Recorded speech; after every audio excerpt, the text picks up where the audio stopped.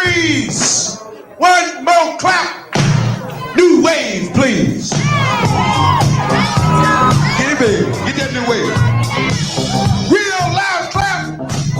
All y'all freeze. One more clap.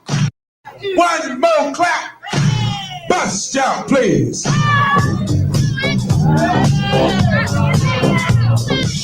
Real big clap. Everybody freeze. One more clap. New wave, please. Get it, baby. Get that new wave. ACP, you see this? If it ain't official Dana J, Prima Donna News, I don't even want to see it.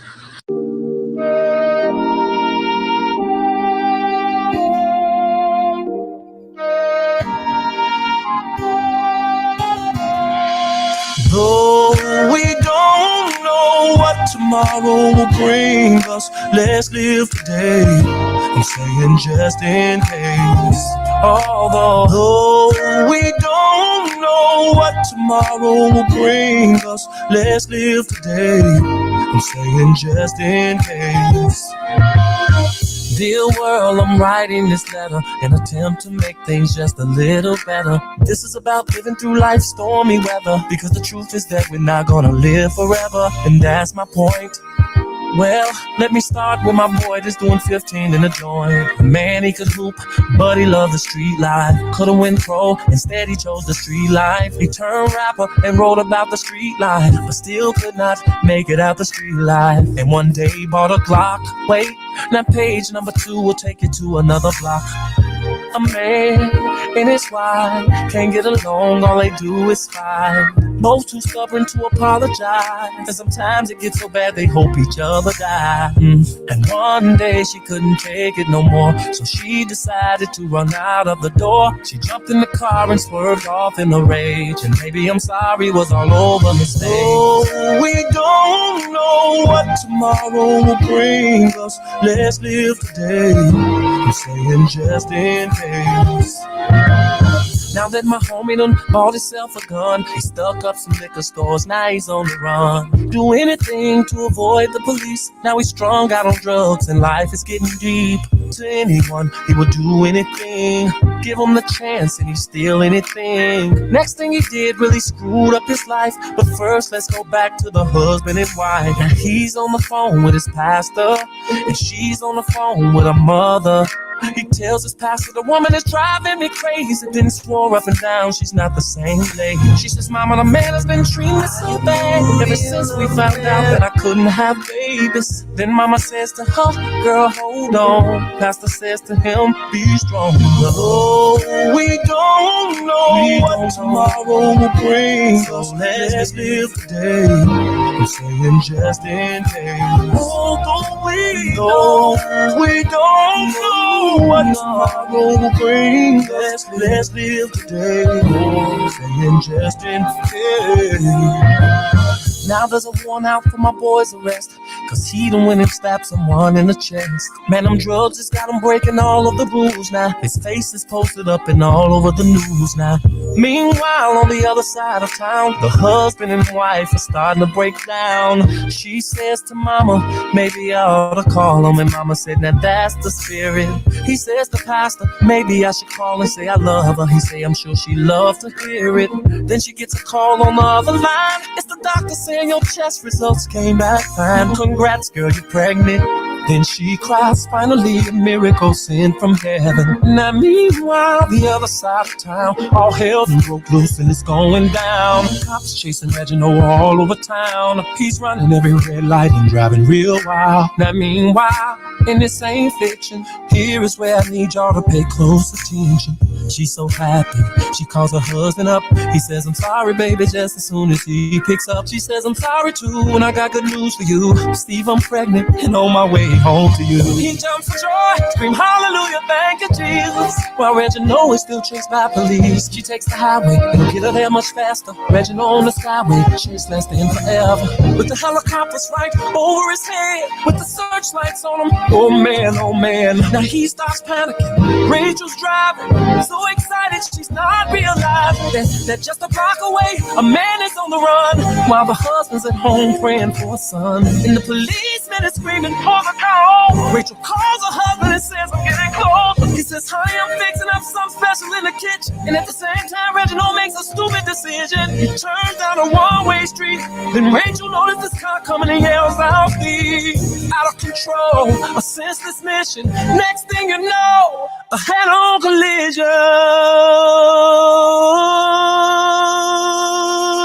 No, we don't know what tomorrow will bring us. Let's live today. I'm saying just in case.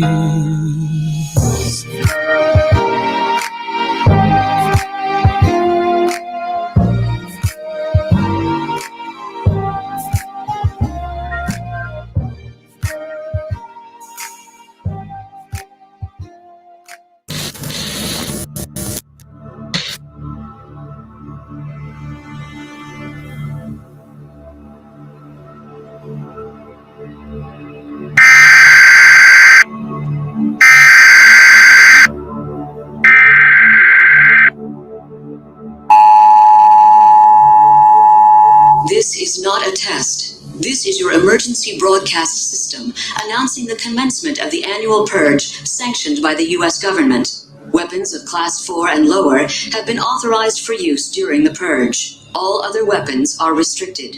Government officials of ranking 10 have been granted immunity from the purge and shall not be harmed.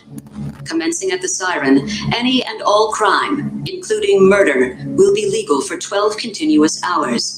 Police, fire, and emergency medical services will be unavailable until tomorrow morning at 7 a.m. when the purge concludes. Blessed be our new founding fathers and America, a nation reborn. May God be with you all.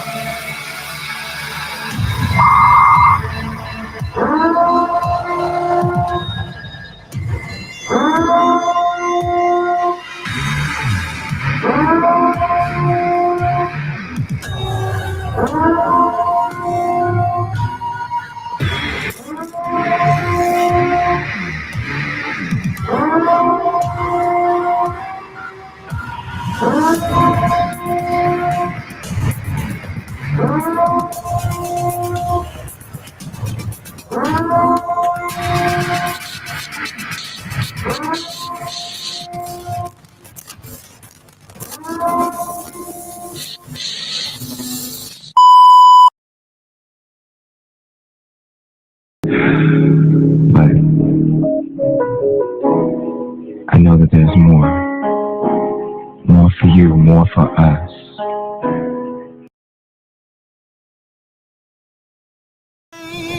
Children, rain all night long. Didn't it all, oh my Lord, didn't it rain? Didn't it rain, children? Rain all night long. Didn't it all? Didn't it all? Oh, my Lord, didn't it rain? You can't run from it. You can't deny it. You can't pass it off. It's your call. God knew what he was doing. He knew who he was calling, and he expertly and intricately detailed every aspect of your life, your being, your persona, your psyche, your physicality, everything about you, from the texture of your hair to the color of your eyes to the way that you laugh to the fingerprint on your thumb. Everything is connected to your calling, and until you walk into the fullness of the thing that you were created for, you will find yourself frustrated. You're called.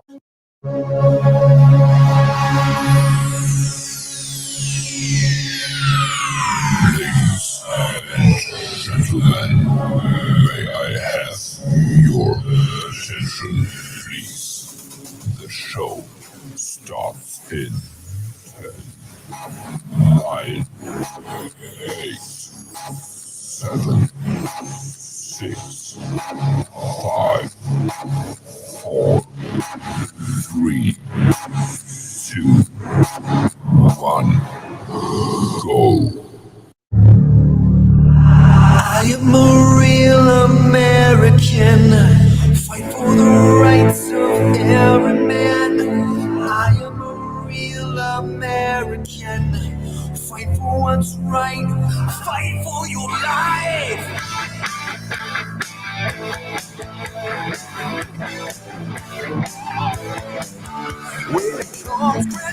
and it hurts inside. Gotta take a stand, it don't help to hide. If you hurt my friends, then you hurt my pride. I gotta be a man, I can't let it slide. I am a real American, fight for the rights of every man. I am a real American, fight for what's right, fight for your life.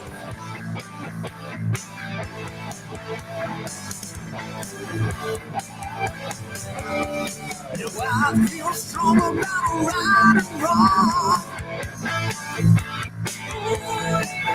and I don't take trouble for very long. I got something deep inside of me. Courage is the thing that keeps us free. I am a real American, fight for the rights of every man. I am a real American, fight for what's right, fight for your life. I am a real American, fight for the rights of every man. I am a real American, fight for what's right, fight for your life.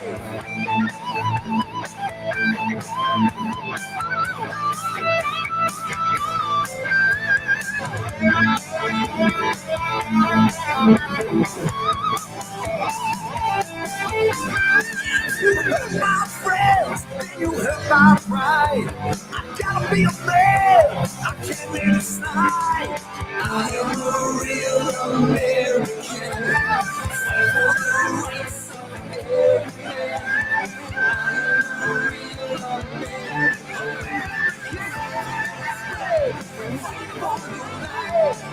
am a real American,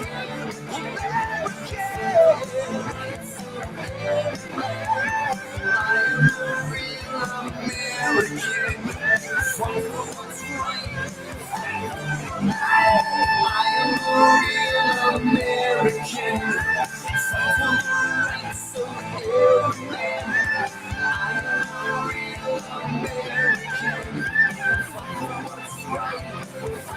your life. I am a real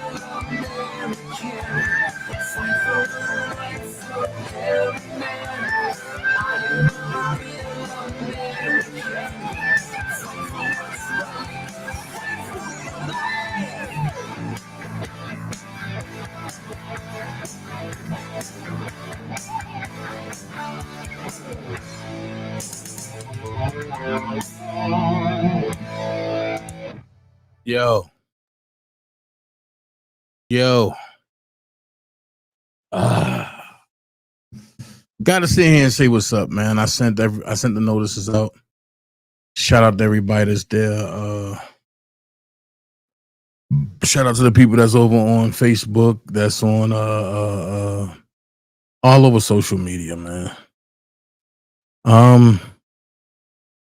Today is not the day that I really want to play around. I'm gonna just jump right into it, man. The Democratic Party is so evil. You can't take a butt whooping.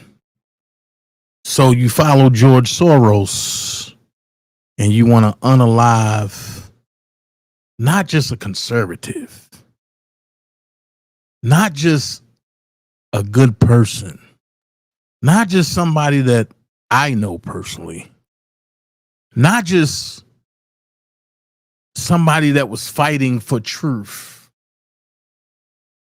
but you unalive a Christian. And none of the Christians are speaking out, except for the ones that are sincere about the work of God. You got Jasmine Crockett laughing. I'm going to get into that. You got MSNBC laughing.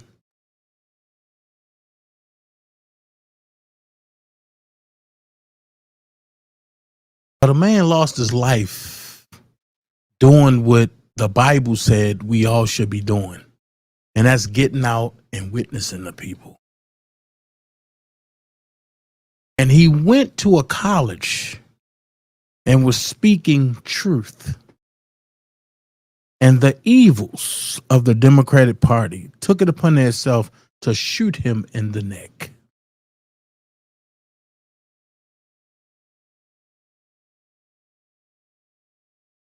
I'm going to say it once and I'm going to say it again. I got friends that's on the Democratic side. And today they called me crying and saying, yo, I don't want to do this no more. What up, Shank? What up, rock stars? I got Democratic people who I've been arguing with for a year now. They said, I don't want to do this no more. Because this is not what we stand for. Then I have people that say, it's a shame that Charlie Kirk died. But why are people attaching political parties to this?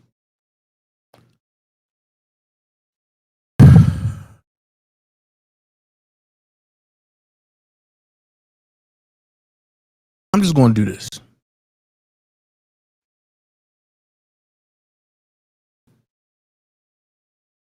So it says, and this was yesterday. He said, Charlie Kirk is coming to my college tomorrow. I really hope someone evaporates him literally. Let's just say something big will happen tomorrow. And it happens.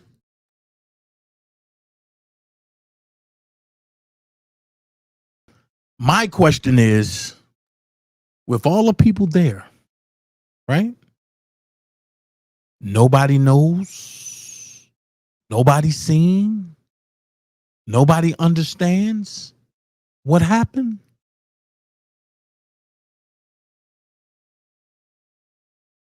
Now, I'm not advocating violence. But what happens if Jasmine Crockett mysteriously gets shot and she dies? And everybody go, oh my God, and the Republican Party, the Republican. Listen.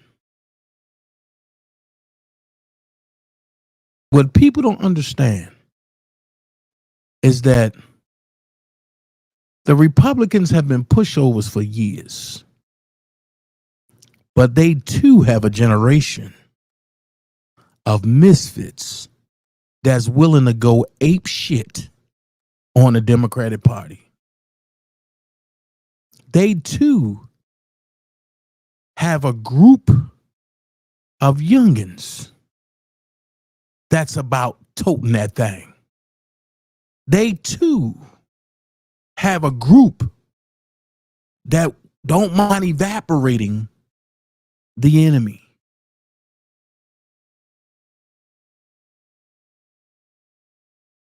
The game got to change.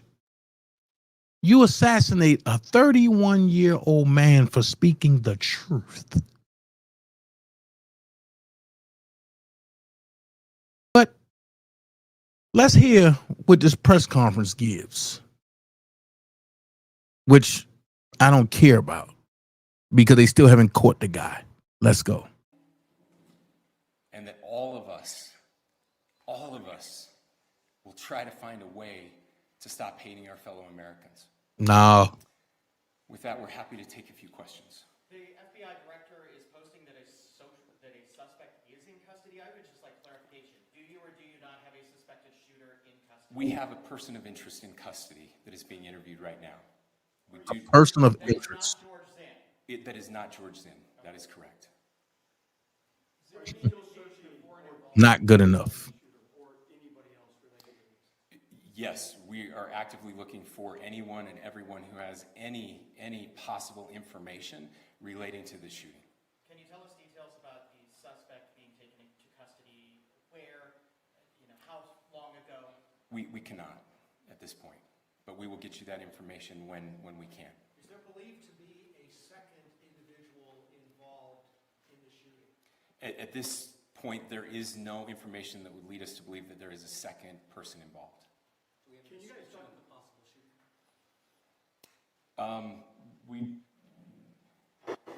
Do you want to talk about what we know there? Yeah.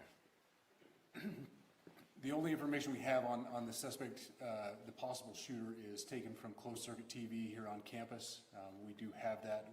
We're analyzing it, but it is security camera footage, so you can kind of guess what the quality of that is. But we do know dressed in all dark clothing. But we don't have a much better description other than that. Where do you believe the shot came from? The shot came from here on campus, from a location at a fair, potentially from a roof, yes. A longer distance shot from a roof.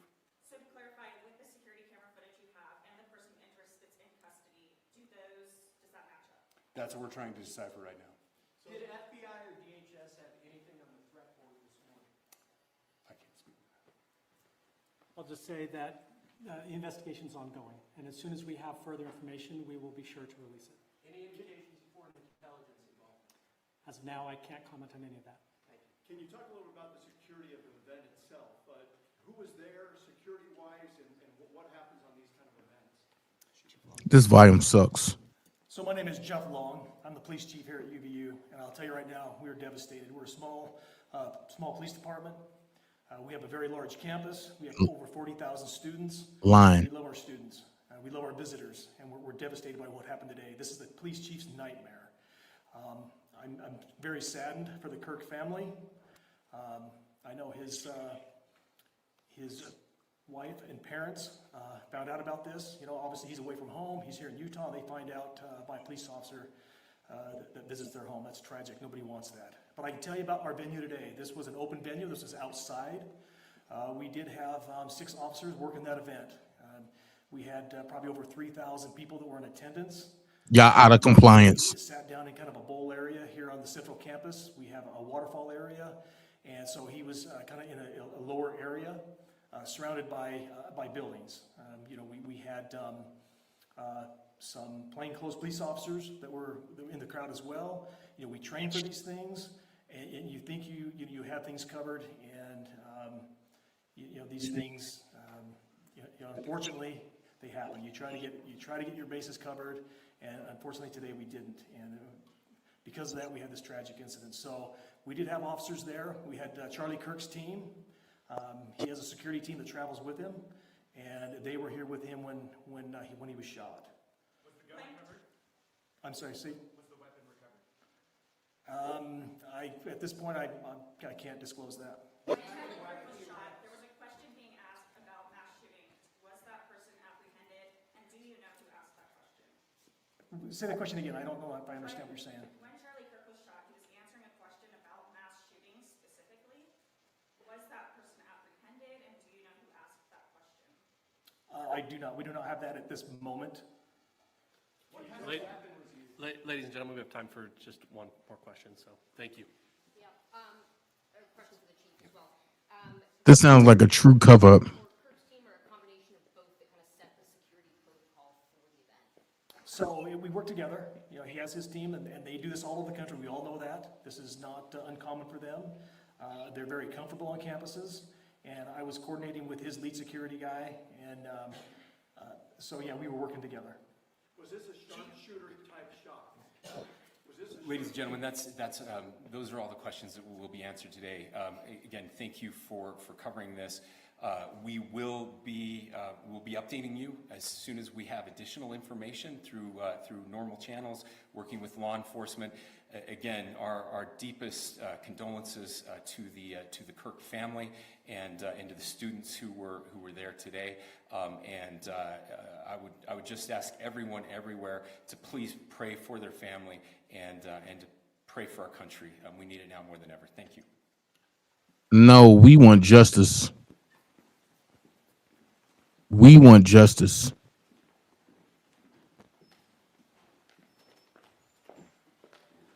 To So our media partners, we will be sending a release out with updates through one channel of information, whether it's DPS or FBI. So please make sure that you fill out the Google form with updates specific to this incident. Thank you.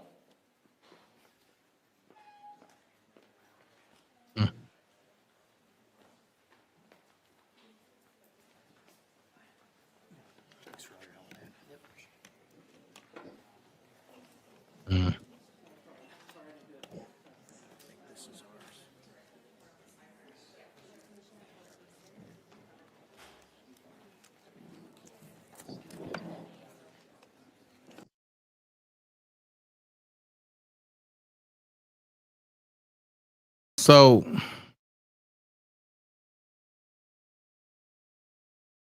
one thing I'm gonna tell you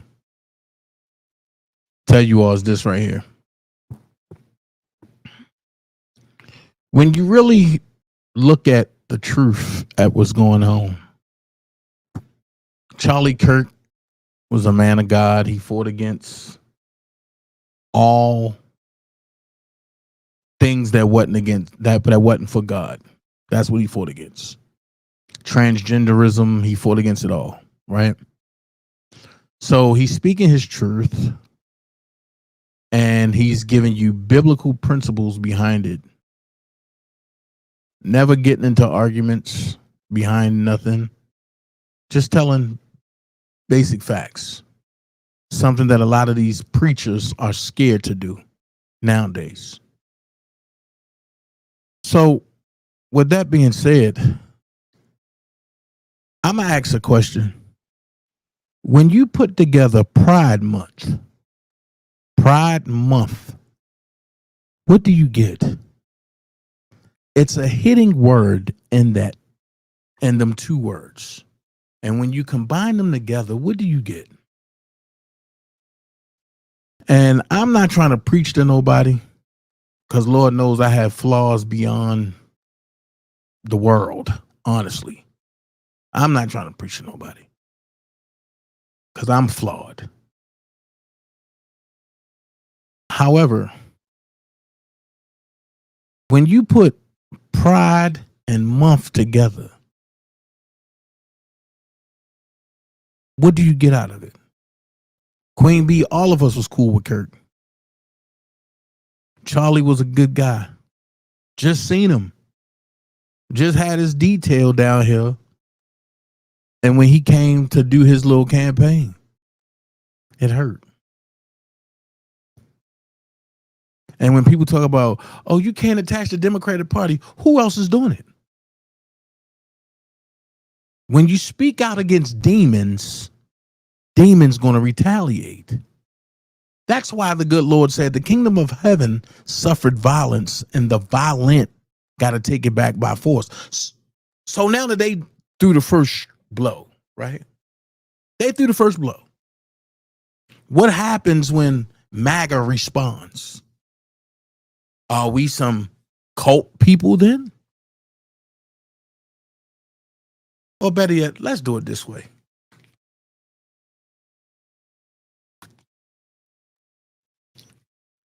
Let's do it this way.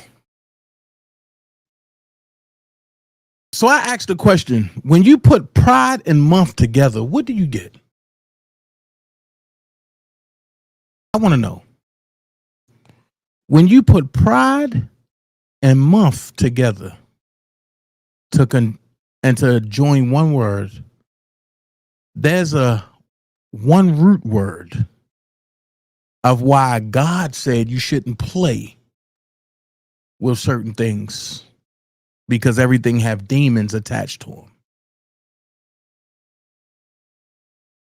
So I'm just going to say it. Thank you, Asaya. When you put pride and month together, you can't help but to serve a demon. You can't help but to serve a demon. And I'm not saying everybody that celebrates pride or whatever their pride is a demon.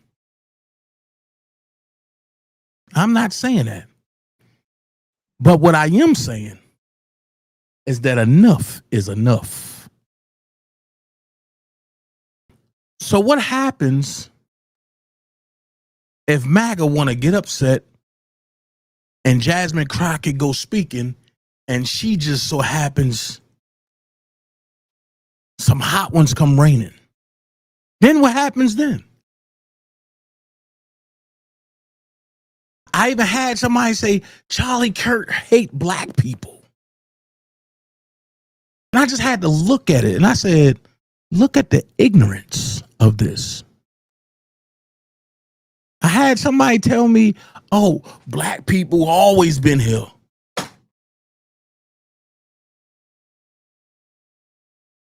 black people always been here. Really? And then I just be like, y'all so ignorant. Because Charlie hung around indigenous and colored folks the most. So can you tell me how he hate colored folks or indigenous folks? Because let's be real, I hate niggas and I hate black people.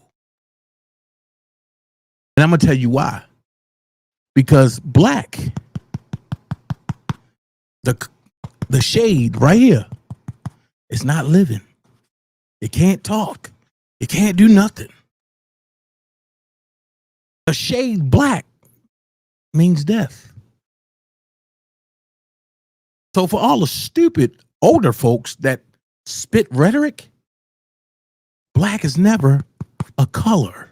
It's a shade. And guess what else is a shade? White. So while y'all saying the white people, the black people, y'all sound stupid. Because if you really want to be technical, the original black people were the Caucasians that came from the Caucasus Mountains. Go do your research. But then you got, and we all have them, because I got some step and fetch 'em friends too. And especially I got some in Baltimore.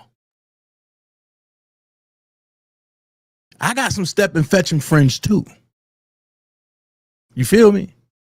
Where, oh, if they our color, they don't do no wrong. They the main ones to rob you. The main ones. The quick ones. Don't pull no race card out to me, nigga. Let's talk facts. Get out emotions. Jasmine Crockett came out and said, it's just a normal unaliving. When that illegal alien unalived that young lady from Ukraine on a train. But then you want me to feel sorry for a nigga like George Floyd, who got his neck stepped on by a Caucasian person. Now here's the twist. You so quick to run and holler Black Lives Matter for that, right? But what happens when Jamal go unalive Corey and they both the same color? Where the fuck is Black Lives Matter at then? I'm so sick of you black racist motherfuckers. And the first thing y'all say, black people can't be racist. You're a lie. First of all, you don't know who you are. So you bound to go to the side that you think is right.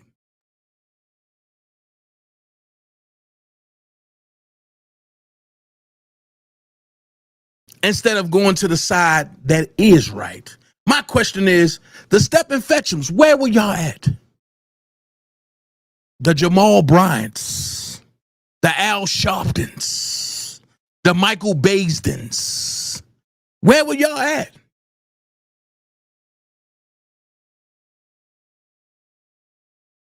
The fake pastors. Why y'all not at these colleges preaching salvation? But Charlie Kirk was. And it costed him his life with him going to save people or trying to get people saved or trying to get people to see what the real aspect of the Lord says. Today makes me so sick that I'm almost ready to ask for a civil war. I got people lined up already.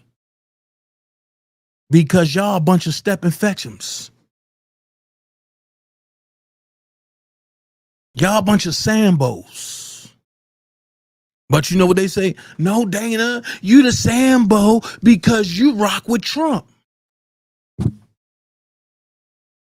So I got a question. I got a real question. You said Trump was an evil man because he wanted to make America great again. Nobody else wanted to make America great again except for Trump. So Trump can't be for the American people because he wanted to make America great again. If Shank was here, Shank would be like, Cook, Dana. Well, I had to go in the archives because one of y'all favorite presidents was also trying to make America great again too. Let's talk.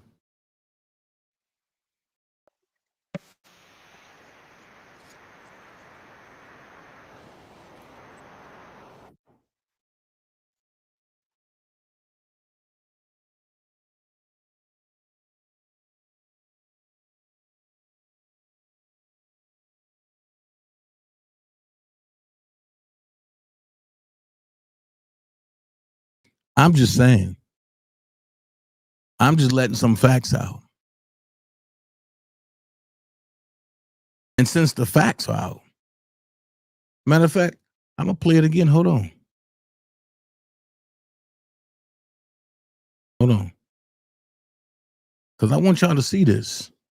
I want y'all to see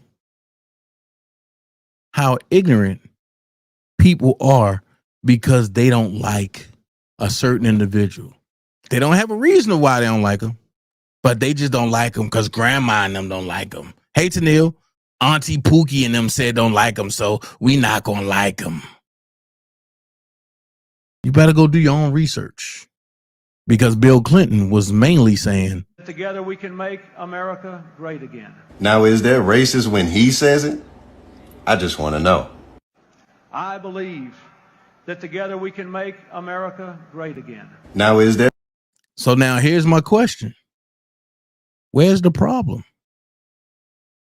Everybody got something to say, but where's the problem? But where's the problem? The problem is you. And just like my president said, today is unexcusable. There's no way Charlie Kirk should have been shot and unalived at a college campus that have that many people or students there. That means y'all were out of ratio, and that also means that you didn't have enough people to cover the event. Which means what? Somebody about to get sued. But suing is not going to bring Charlie back.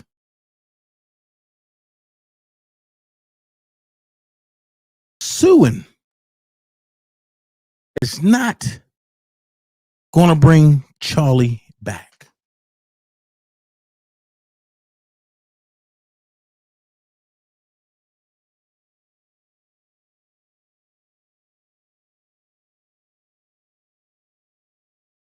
So now here's the thing.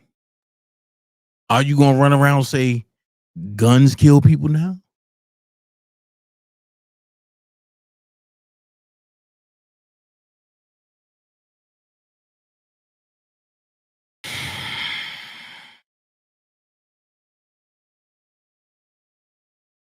This is crazy. And I'm going to tell you now, it's not going to go the way y'all people think it's going to go. It's not going to be taken lightly. It ain't going to be none of that.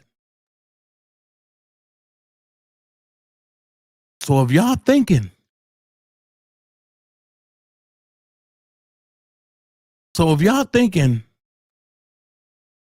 that this is going to be taken lightly, you got another thing coming. And I'm going to go ahead and I'm going to say this. What I'm about to show, and see, I got to realize I cannot go that far. I can't go that far. I can't go that far. Because going that far is just going to show how you can get Dana. It's not right. But look at this.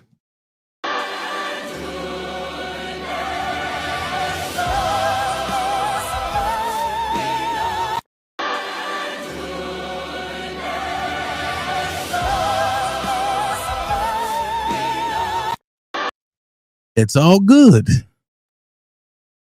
until we return the favor.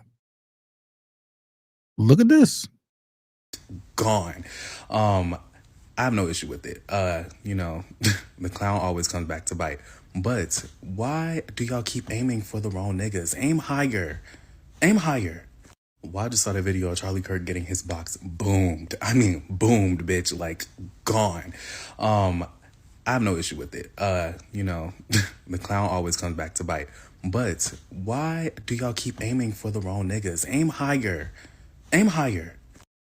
And as always, and see, and it's all.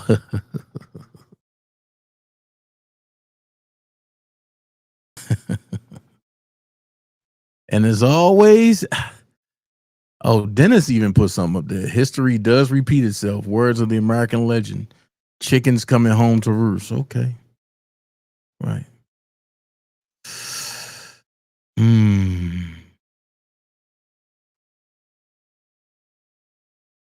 And this is what he put up a week ago. No civilization has ever collapsed because it prays too much, but a civilization that abandons God will deteriorate and ultimately collapse from the inside out, or because it loses their will to repel a malicious external force.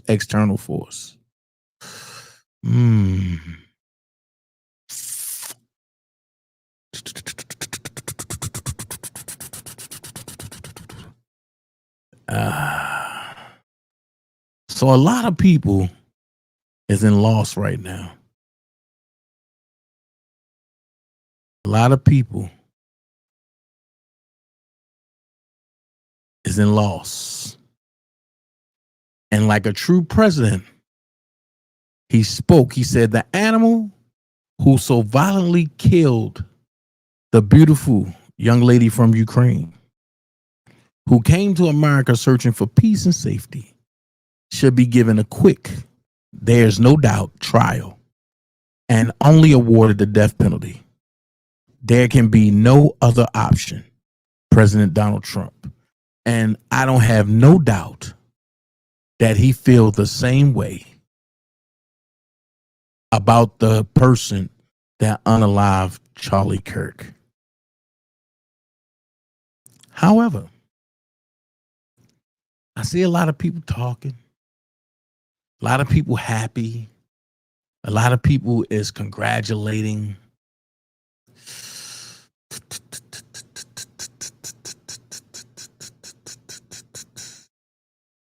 And it's supposed to be cool.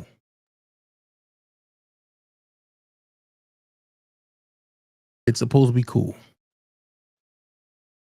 Let's watch a little bit of this. News panel up, and we can see that there is a lot of coverage about this. And you may have seen the footage. And we just pause to pray for Charlie. May he rest in peace, and for his family, his wife, his daughters, all of his friends, and everybody who is impacted by his work and his movement. And we'll keep our eye on what's coming out. You can see Turning Point just came out with the statement. They said it's with a heavy heart that we confirm that Kirk has been murdered by a gunshot. We ask everyone to keep his family and loved ones in our prayers, and we ask that you please respect their privacy and dignity at this time. And so, as you can see, they're getting ready to tell us what the latest is on this. And we want to know what is happening because the shooter apparently is still at large. And we've got a lot of reaction. There's been an outpouring of love for Charlie and his family and for all their efforts from people all over the world. and it is a beautiful thing to watch. We've got reaction from the media that is largely disgusting. We'll go through that. We also had some stuff happening in Congress today, and we're keeping our eye on what's happening on the cables. Now, this is what Fox News Live has for us. They're talking to AOC. I don't really care what she has to say right now. The president posted this: "The great and even legendary Charlie Kirk is dead. No one understood or had the heart of the youth in the United States of America better than Charlie. He was loved and admired by all, especially me. And now he is no longer with us. Melania and my sympathies go out to his beautiful wife, Erica, and family. Charlie, we love you." And flags are going to half-mast until Sunday. "In honor of Charlie Kirk, a truly great American patriot, I am ordering all Americans' flags throughout the United States lowered to half-mast until Sunday evening at 6 p.m.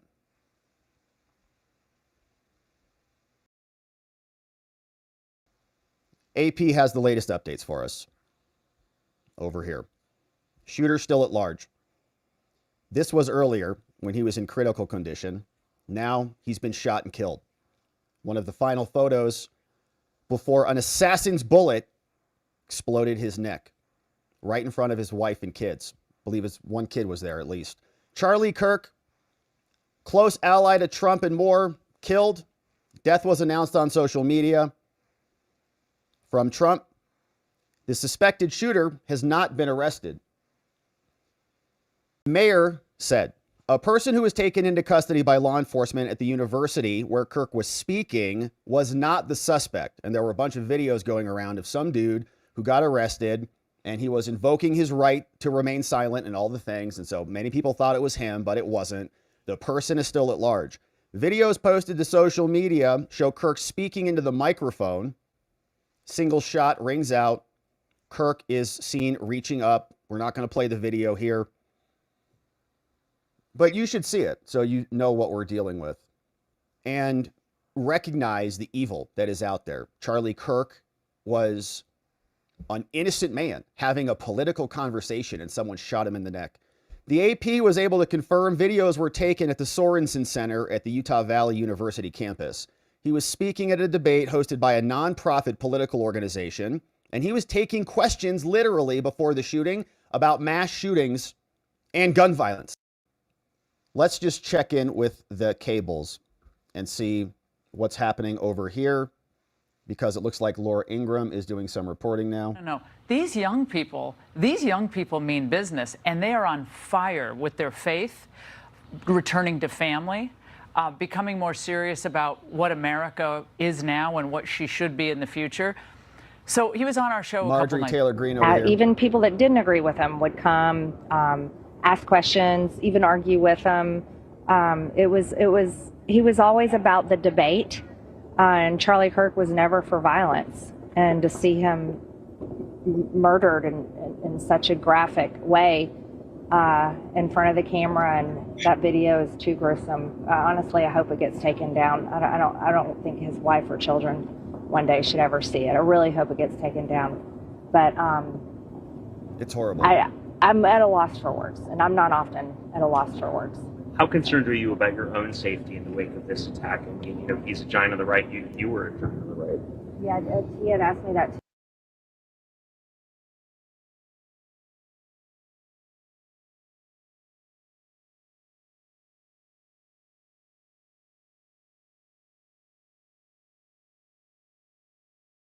One victim. While the suspect is at large, we believe this was a targeted attack towards one individual. What? He's still large? This is a tragic moment in our state and in our country. As we heal, we encourage everyone who's struggling with news of the incident to call 988, our state mental health crisis line. In addition to that, our partners with the FBI will also be discussing other ways we can communicate through the public for tips and other information. Thank you. I thought Cash just said they got him. Good afternoon. On behalf of the FBI, we extend our sincerest condolences to the family and friends of Charlie Kirk.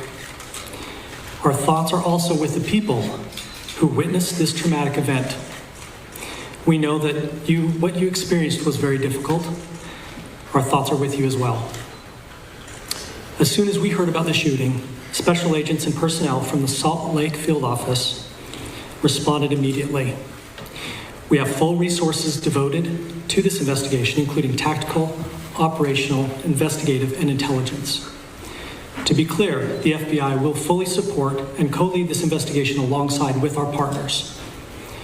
We are working on setting up a digital media tip line, and as soon as it's established, we'll get that. Yeah, literally. Democrats, lots of them. And lots of views. A lot of them probably would like it if they could. Omar says, let's just say something big will happen tomorrow. And then he puts this picture of this smiling dog. Because I guess what is the big thing going to be? You're going to execute somebody? You're going to murder and assassinate somebody? Because you're a coward? Let's just say something big will happen tomorrow. So people are flagging the FBI on that. Check this out, FBI. Go get this dude. I'm sure Bondi is on it. Tiffany says this guy protected his thing. And I don't want to say it's this guy because he's non-binary, whatever it is. They, them. Non-binary goat of all time. I'm 17. Is that a Mexican flag? Get out of here. You're kidding me. That's what a shocker. So if that is him or somebody connected to him, right? Now the posts are protected and goes to Utah Valley University. Yeah. And it appears people are now saying the shooter was on the roof. See, there's a video of the shooter who they're thinking was on there. And there's other video of somebody running across the roof.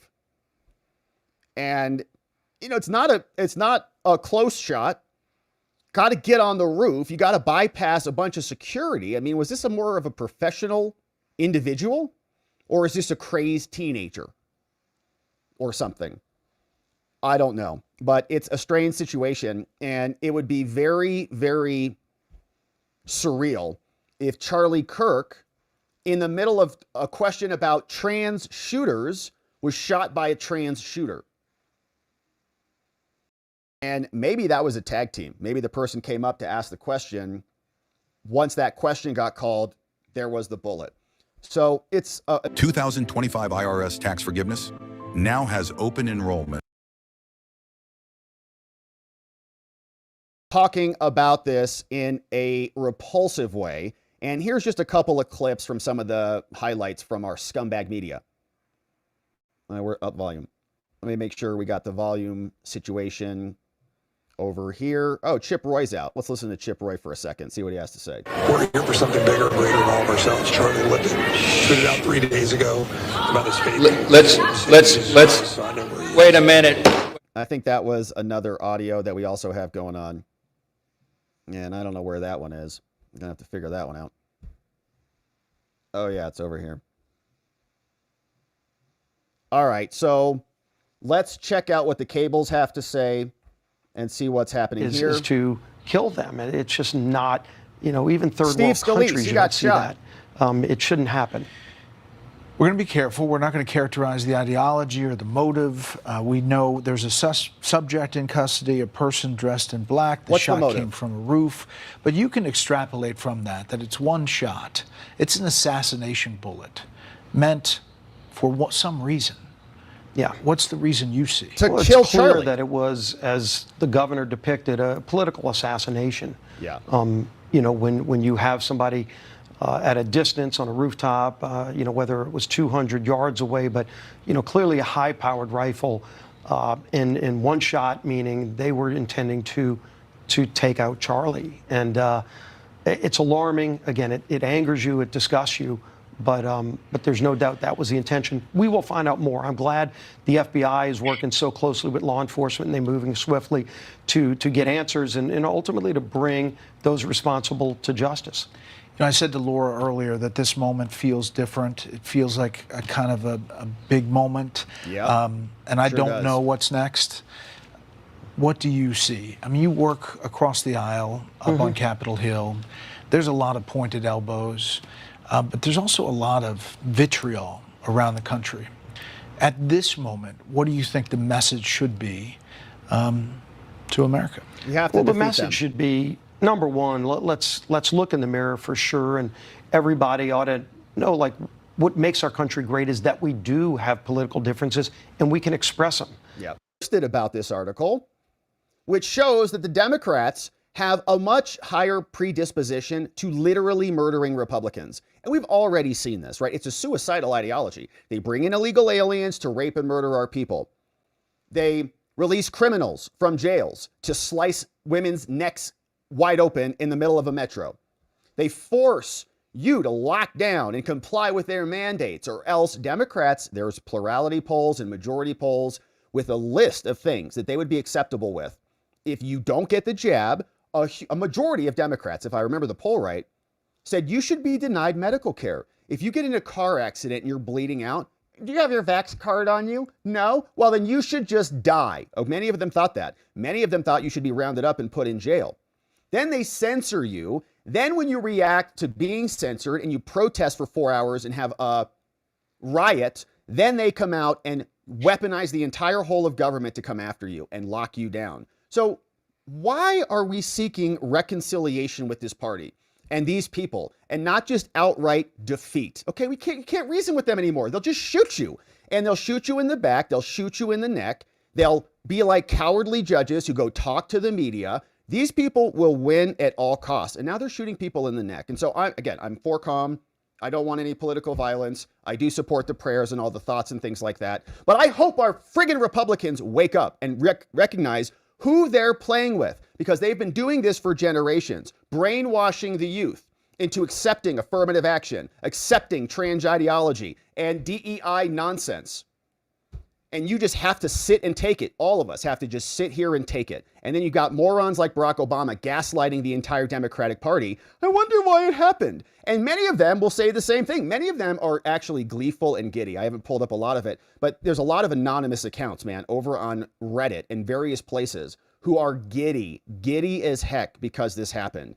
How can you reconcile or have any negotiations with a party like that? And it's really a sad state of affairs that we have gotten to this position in this country. But they started shooting CEOs. They shot Trump in the head. They shot and killed Charlie Kirk. And we're not supposed to do anything. We're just supposed to be calm and just kind of, oh, just catch your breath, okay? And everything's going to be fine tomorrow. We are tired of it. We've been screaming for indictments of some of the criminals who enable all of this. We want the financial networks discovered, all the billionaires who are funding this, all the George Soros crap that creates these disgusting ideologies to percolate in our countries. We're in charge. We have all the power now. And so the Republicans should use it to end this demonic political party peacefully and politically. But here is their ideology. Here, Powerline put this: let's kill the Republicans. It's been a while since Democrats have assassinated a Republican president, but they assassinated Charlie Kirk. But that peaceful interlude may be ending soon. You have likely heard of a survey report by the Network Contagion Research Institute and Rutgers about examining growing tolerance for violence in American society, or on America's left. Here's an excerpt. Political violence targeting Trump and Elon is becoming increasingly normalized. Following the July 13th attempted assassination of Trump, tolerance and even advocacy for political violence appears to have surged. And people like Taylor Lorenz are enabling it. Every time they come out like, you're a Nazi and you're literally killing people. Remember with all their stochastic terrorism and things? Like, if you're a terrorist and you're killing trans people, then the trans people are justified in shooting you in the neck, is their argument. Well, Charlie's not killing anybody. He's making a public policy argument and having a conversation about a very prescient issue in America. But it all has surged. Now, this is a broader trend, and it's surging amongst the left. Because did you think that they were going to go quietly into the good night? Of course not.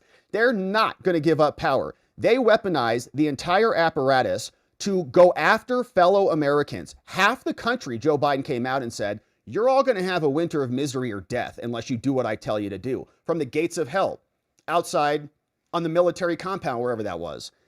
They have been tried to imprison Trump multiple times, tried to bankrupt him, tried to throw him off the ballot. They censored the hell out of all of us. They arrested and put solitary confinement on a bunch of J6ers who were there peacefully protesting or had crimes that were akin to trespassing, like at a local bar.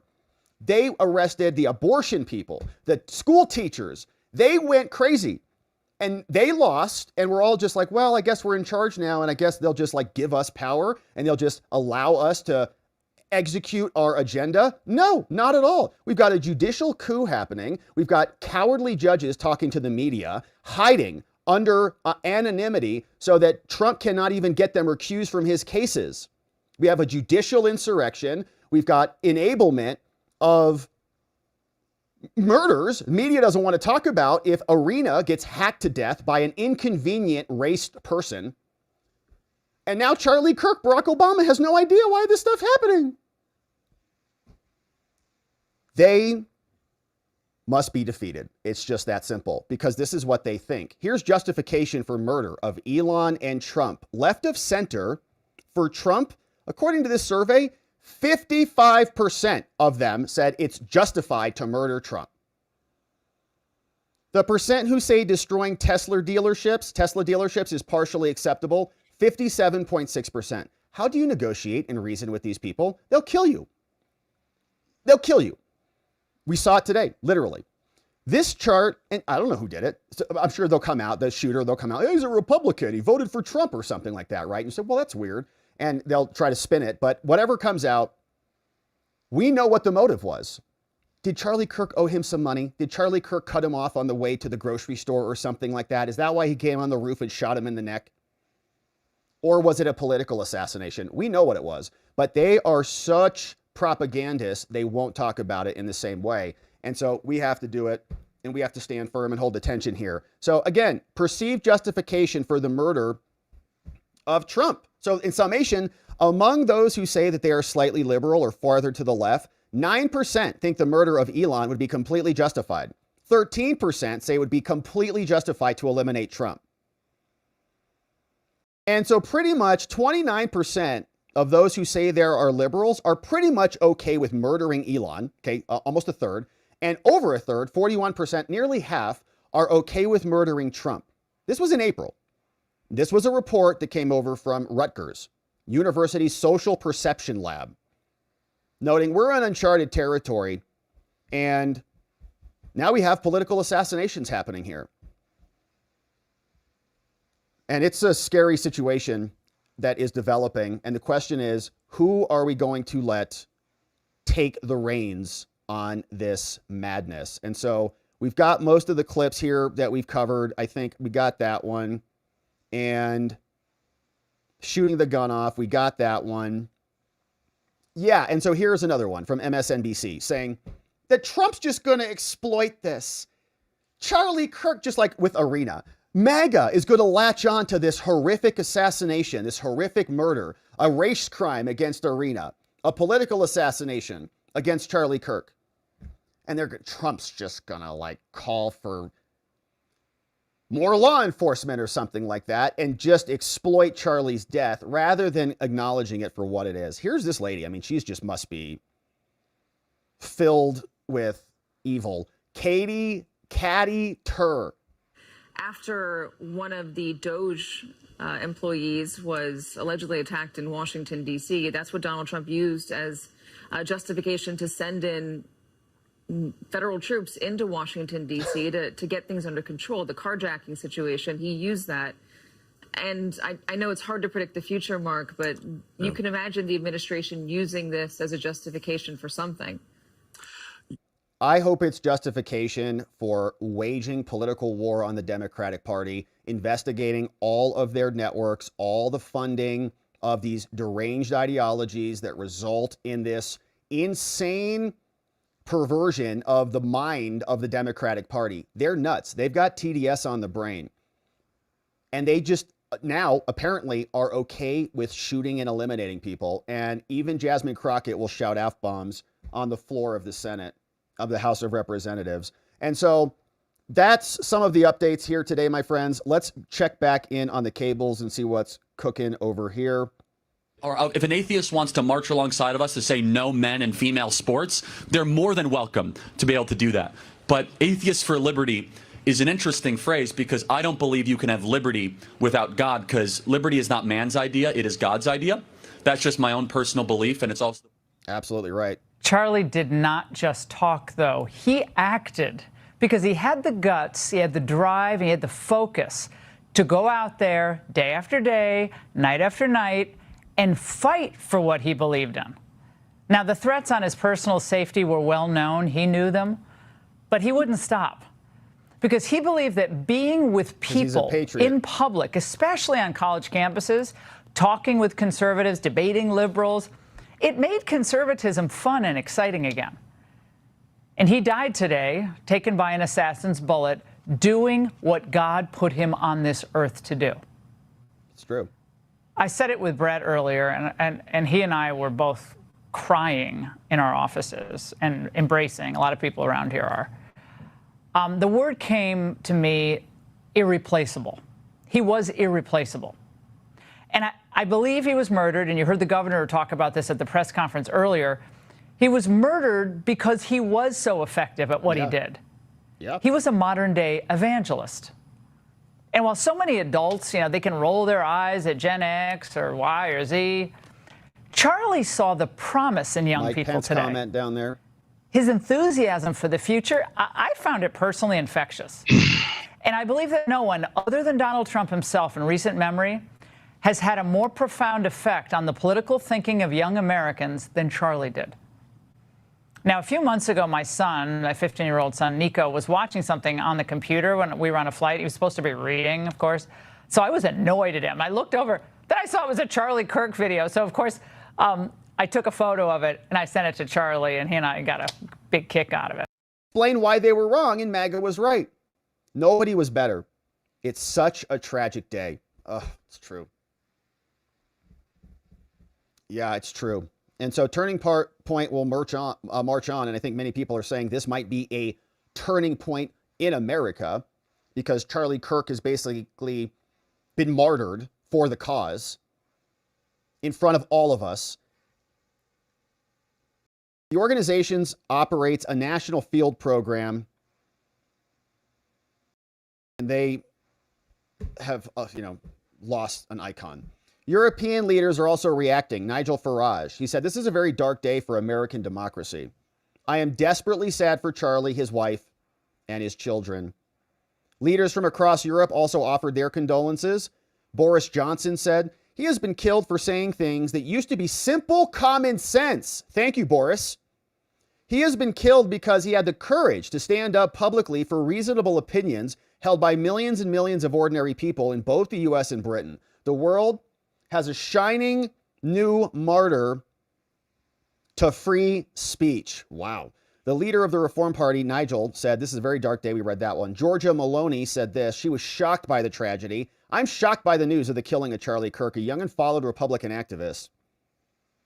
An atrocious murder, a deep wound for democracy and for those who believe in freedom. My condolences to his family, to his loved ones, and to the American conservative community." Thank you, Georgia Maloney, for your well wishes. Keir Starmer also said the same thing. Foreign leaders across the world, are shouting out Charlie Kirk if you have any questions about his impact. My thoughts this evening are with the loved ones of Charlie Kirk. It is heartbreaking that a young family has been robbed of a father and husband. We all must be free to debate openly and freely without fear. Rich, coming from the UK. There can be no justification for political violence. Yeah. They don't even like their own flag. So we've seen people get arrested there for flying their flags. So we're very happy to see that. But as I was explaining earlier, there's a humanitarian component to this, and there's a political component to this. And you can, live in the different layers and bounce between the layers, right? Many of us are going to go through the stages of grief. I've basically accelerated right to anger, whatever that phase is. I did go through denial. I thought, there's no way. What? Then you saw the video. But there's a political layer and there's a tactical layer. And I don't know who shot Charlie. I don't know what this was. But they took out a major player in the movement, right? So it's a political conversation, of course. They didn't like his ideology. They didn't like the things that he had to say, his prescriptions for public policy. They don't like that. That's one thing. But targeting and taking out essentially your star quarterback or something, right, is a tactical attack, which elevates everything. It's not a crazy person, as far as we know. I mean, this was a guy with a rifle on a roof who made a shot. That was a tactical assassination. It's a little bit different than just random violence. Who's behind this tactical assassination of Charlie Kirk? And who pushed this interest forward? I hope we find out. So we got another update. Looks like Fox News just gave us a post up here.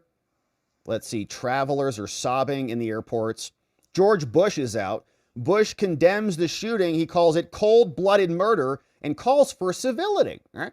Well, just get along with the other side who just assassinated one of your top leaders. Former President Bush condemned the fatal shooting, calling it a cold-blooded murder on a college campus, but wants Americans to reject violence. We just got shot in the neck, bro.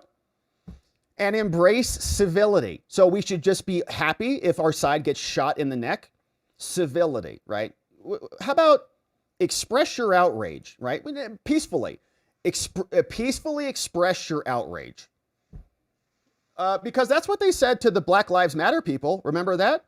They said, oh, go out and protest. We had statements from them constantly about how you were going to survive COVID as long as you were fighting for Black lives or whatever that was. Saying you stand up, protesters should keep going. Okay, when they go low, we kick them. Remember all that kind of crap from Holder, Kamala, and the rest of them. Maxine Waters, get in their faces. All of these things, right? That's how they play.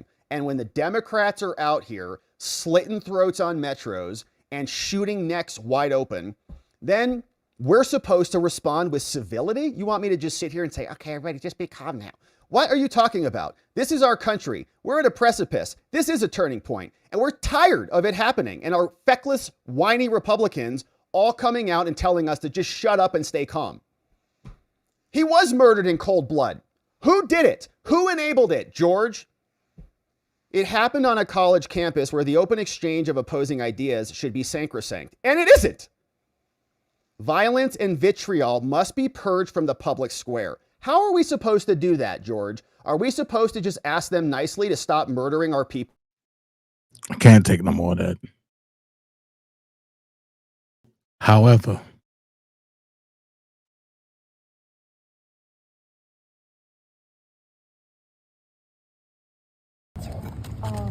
this is just wrong, and my heart goes out to his family, to his friends, but we just cannot be a country that turns to violence when we disagree. We just can't. What can Congress do about it, Senator? Well, one thing Congress can do is gun safety, and every time there's a killing, the Republicans say this is not the time to talk about gun safety, and yet we have to. As a nation, we have more gun deaths than most other nations, and we don't keep our children, our friends, our neighbors safe by just putting ordinary gun safety rules in place. You know, I just want to say this coming from Massachusetts. If the rest of the country would just follow the rules we follow in Massachusetts, we could reduce fatalities all over this country. And plenty of people who are hunters and who use guns for sport still have lots of activities in Massachusetts. But at least we make it a little tougher to use guns for harming other human beings. What do you say to people who are saying the Democrats need to lower the temperature, stop talking about things and, you know, right. Why don't you start with the President of the United States? Here we go. Right? And every ugly meme he has posted and every ugly word. He is the leader of this nation. And I think that when he's posting things like he did just a couple of days ago, trying to show an entire city on fire, and a reference to helicopters, in effect, throwing people out of helicopters and showing himself as some kind of big chest-beating threat, then I just don't want to hear this from the Republicans. Do you think politicians on both sides have a role to play here, though, in trying to turn the rhetoric down? I think what we have to say is, A, violence is not the answer, and we are willing to take steps so that violence in this country is not so lethal? Do we have a single Republican who will stand up and join us following the school shooting out in Denver at the same time? School shootings happen every single day. They have become commonplace in this country.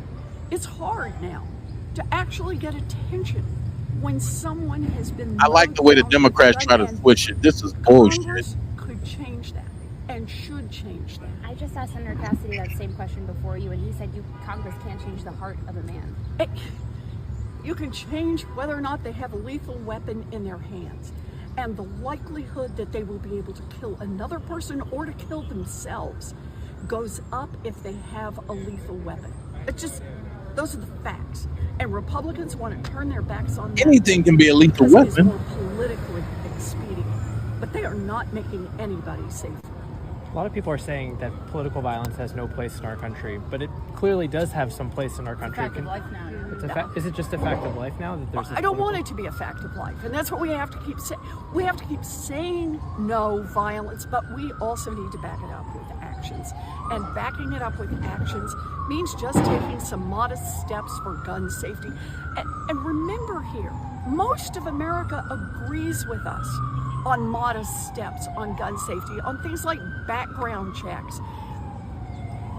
This is what America wants to do to protect our children. And yet, the Republican Party, just as they bend a knee to Donald Trump, bends a knee to a gun industry that continues to make money by stirring everyone up and making sure that everyone has access to every possible lethal weapon. And that puts all of us at risk. It puts our children at risk. It puts leaders at risk. And that's a real mistake for our country. Senator Warren, do you feel safe given all this violence? How can anybody feel safe today?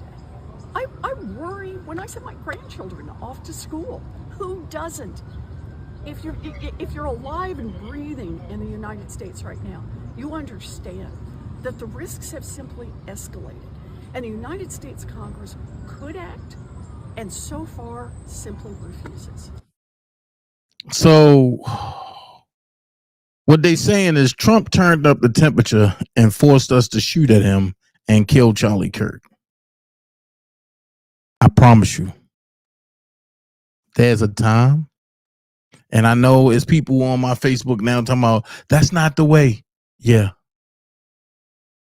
it is the way. And the only way is retaliation.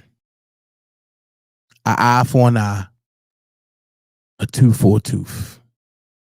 I don't care how nobody feel. That's the way I feel. But not too long ago, Charlie Kirk talked about his stump with witches. And it went like this.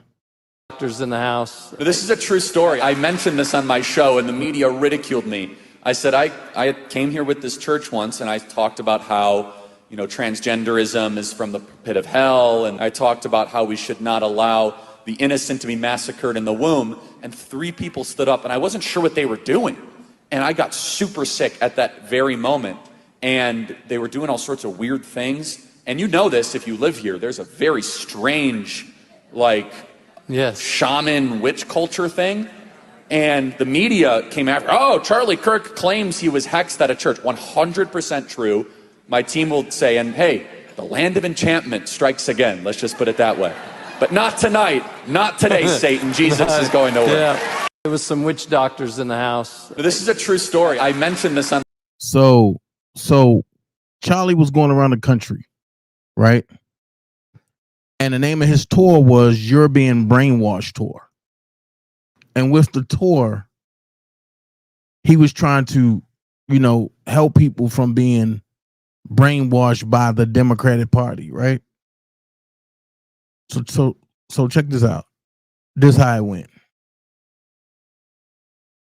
I was born as a man, and now I'm a woman. Okay, no, but you don't become a woman just because you dress like a woman. So let me ask you a question. If I wear a disguise or a costume, do I become that thing? For example, if I dress with a sombrero and start talking with a Mexican accent, do I then become that culture? No, because that's different race. Okay, That's but then wait, very why, how is it different? Because you're saying that if you dress a certain way and you present a certain way, you can be as you think you are. Why can't I also just choose what culture I am? Because you are born within a culture, you are born with. But you were born as a man. So what is a woman? What is a woman is whatever you want to be. So anyone can be a woman? Yeah. So do you get a period? No. Well, actually, yes. So, no. Wow. Can you give birth? No. So a woman can be whatever you want it to be. Is that correct? Yeah, but cis women can also be and have all of those so things. Under that logic, can I become a bobcat or a giraffe? I mean, if you want me to call you a bobcat, sure. I don't care. So at some point, don't you see that it's probably a bad idea to give people the ability to identify whatever they want as just because they feel a certain way? Why would it be a bad thing? Well, shouldn't we have some sort of objective truth that male and female differences and distinctions matter? I just want to say I'm a transgender male. What age should kids be able to get things like hormone therapy? Because I don't know what's true, what's not. Tell me, are you comfortable telling me your story? I've known that since like 3rd grade, and I'm currently 19, almost 20. I've known basically since then. I didn't start going by like a different name until 7th and 8th grade. I just don't know, like with the whole medical stuff, like what's true, what's not, what's helpful, because I've heard so many different opinions. First of all, thank you so much for that. Yeah, of course. So I'm going to have an opinion that very few people will ever tell you, which is I want you to be very cautious putting drugs into your system in the pursuit of changing your body. I instead encourage you to work on what's going on in your brain first. I think what you need first and foremost is just a diagnosis. Just someone that is going to listen to what you've gone through, listen to what else is going on. My prayer for you, and again, very few people will say this, I actually want to see you be comfortable in how you were born. Yeah. I know that you might not feel that way, but I think that is something that you can achieve. I think that with the right team and the right people, you don't have to wage war on your body. You can learn to love your body. I don't like your t-shirt.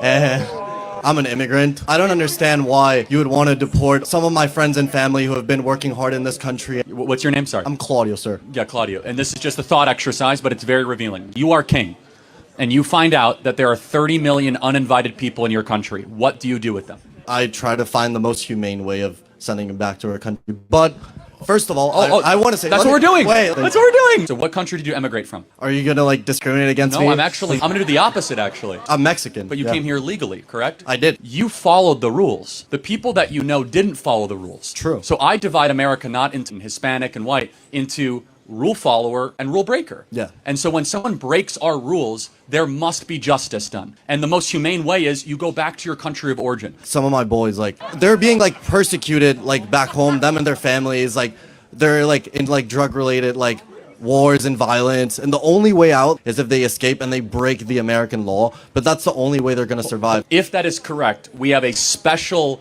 asylum status that they could seek legally at a port of entry, that they could go through a whole process. Yeah, but if they're being persecuted, wouldn't it be justified to cut the line? No. If we all of a sudden say that if you have a lot of gang violence and issues, I mean, like, we have a lot of gang violence and issues. Like, what are we talking about here? True. You have to draw the line. If your plane is going down, what do they tell you to do first? You put your mask on first. It's the same way as a country. We need to put our own oxygen mask on first, and then we can worry about helping other people.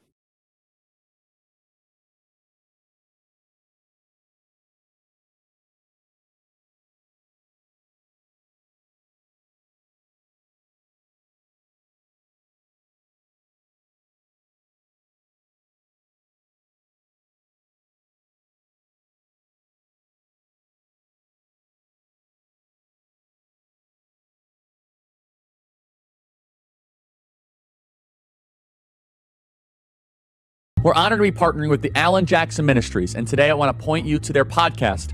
It's called Culture and Christianity, the Alan Jackson Podcast. What makes it unique is Pastor Alan's biblical perspective. He takes the truth from the Bible and applies it to issues that we're facing today: gender confusion, abortion, immigration, Doge, Trump, and the White House, issues in the church. He doesn't just discuss the problems. In every episode, he gives practical things we can do to make a difference. His guests have incredible expertise and powerful testimonies. Each episode will make you recognize the power of your faith and how God can use your life to impact our world today. The Culture and Christianity podcast is informative and encouraging. You could find it on YouTube, Spotify, or wherever you get your podcasts. Be sure to subscribe so you don't miss any episodes. Alan Jackson Ministries is working hard to bring biblical truth back into our culture, you can find the Culture and Christianity podcast, sermons, and other thought-provoking teachings on our Pastor Alan's YouTube channel at Alan Jackson Ministries. It's a big crowd for California. All right, you guys know how it works. We're going to do questions for a couple hours here. If I really like your answer, you get a hat. We'll be signing hats as well, and God bless you guys. We're going to have a great time. Thank you.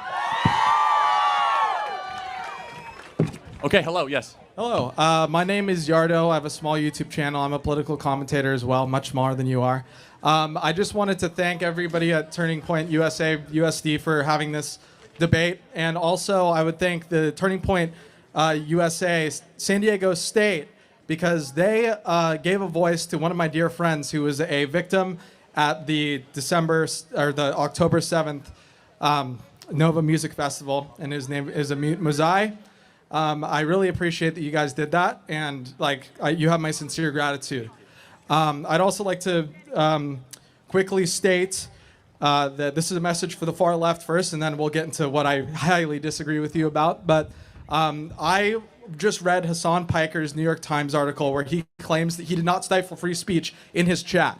I do not believe that's true because I was banned multiple times for having a simple disagreement with him. That is one thing on the right that you guys do far better, is not creating echo chambers, and this is a complete amazing thing that you guys are doing right now. And I just want to let you know, right now, Hassan Piker, I will donate $5,000 to Palestine if you debate me.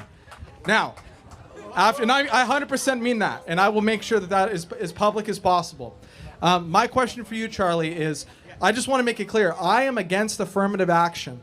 Of course, I do not believe, as a disabled person myself, I do not believe that affirmative action is the entirety of what DEI entails. That being said, I would be fine with DEI gotten rid of if it meant like a true meritocracy in the United States. But why would I trust Donald Trump to create a meritocracy when he himself has appointed the least accomplished and the least, essentially, yeah, perfect word, the least accomplished cabinet in U.S. history, at least in my opinion. If you disagree, I can explain why I feel that way. Well, first of all, one thing doesn't have to do with the other, but I'm going to reject the premise that it's the least qualified cabinet ever, so we could talk about that. But even if it was just Donald Trump picking his family members, it has nothing to do with the merits of DEI or getting rid of DEI, right? So that's a red herring. They actually have nothing one to do with the other. One's a repeal of a policy. One is your critique of a cabinet. So which one would you rather debate? Would you rather debate DEI and all of its implications or Trump's cabinet? It seems like you have more problems with Trump's cabinet because we actually might be on the same side of meritocracy. So want to talk about the cabinet? Whichever you prefer. Yeah, we can talk about it. Right. I personally don't see it as a red herring, but we can talk about that. Well, sure. yeah, one doesn't have anything to do with the other, right? I mean, you can personally have hypocrisy in your own life and still do really good things in policy, right? It doesn't necessarily equate, right? Well, I mean, in the way that I see it is that when a lot of people talk about, like when they're talking about their choice to vote for Kamala or Trump instead of Kamala, they talk about the personal aspects of Donald Trump that make them want to trust him, right? A lot of people trust him. You can see the way that people look. I mean, everybody's wearing the MAGA hats. People trust him. Why would I trust him? Okay. So yeah, that is your contention. So yeah. What about his cabinet is unqualified? Let me just ask you a couple examples. So, I mean, Scott Bessent, who's one of the most accomplished bond salesmen and individuals in the hedge fund space ever, right? That's not unqualified. Pete Hegseth, who's actually a frontline warfighter, unlike Lloyd Austin, who never fought a war in his life, right? We have Kristi Noem, who was an accomplished congresswoman and governor from a major state running Department of Homeland Security. You have Howard Lutnick, who's a very famous and well-known financial mind and titan from Wall Street running Cantor Fitzgerald. Marco Rubio, who was a very well-respected U.S. Senator on Foreign Affairs, who's now doing a great job as Secretary of State. So build out your argument why you think this cabinet is unqualified. Seems to me very, very qualified, actually, across the board. Okay, so the first thing I'm going to start with, I mean, this is the most obvious one, and I have many other examples that I'd like to get into, but Pete Hegseth, you mentioned, I think that is kind of, I don't really understand why you would mention somebody that leaked war chats to a liberal journalist. To me, that doesn't seem like the kind of person that I would want to be. Well, hold on, time out. He did not leak it. First of all, okay, well, he added the person. The person to the who chat. actually is responsible was just removed as national security advisor today. Oh, you mean the person who was the fall guy for Pete Hegseth's problem? No, he added somebody without his knowledge. But fine. Okay, so why wouldn't he see him? Why wouldn't he see the person who's in the chat before talking about war policy? So, well, time out. Just so we're clear, I'm sure you've been added to group chats with 30 or 40 people sometimes, and you enter in with trust that every acronym is actually a government official. Obviously, that will not happen again. Just so we're clear, Signal was an approved chat by the Biden administration. I know It's an that. approved secure channel by I'm the not talking federal shit on government. Signal. However, time out. Let me ask a question about Pete Hegseth. Would you rather have a warfighter or a bureaucrat run the United States military? I would rather have somebody that doesn't have a history of alcoholism. I'd rather have somebody that, I mean, realistically. Wow. So do you think how about Mark Milley and Lloyd Austin, were they better at running the U.S. military than Pete Hegseth? I mean, I think you're going to probably start talking about how there's higher enlistment numbers. Yeah, under not only Pete that. Hegseth. So recruitment in the military is up majorly. Thank you, Pete Hegseth. He's doing a pretty good job. Number 2, procurement. We're saving money. Estimates are that we'll save hundreds of billions of dollars in efficiency. War games are up. The amount of war games we're doing in the Southeast Pacific has increased by 30%. This is a military town here in San Diego. They have a massive increase in people wanting to join the Navy, want to join the military. That wasn't happening under Biden.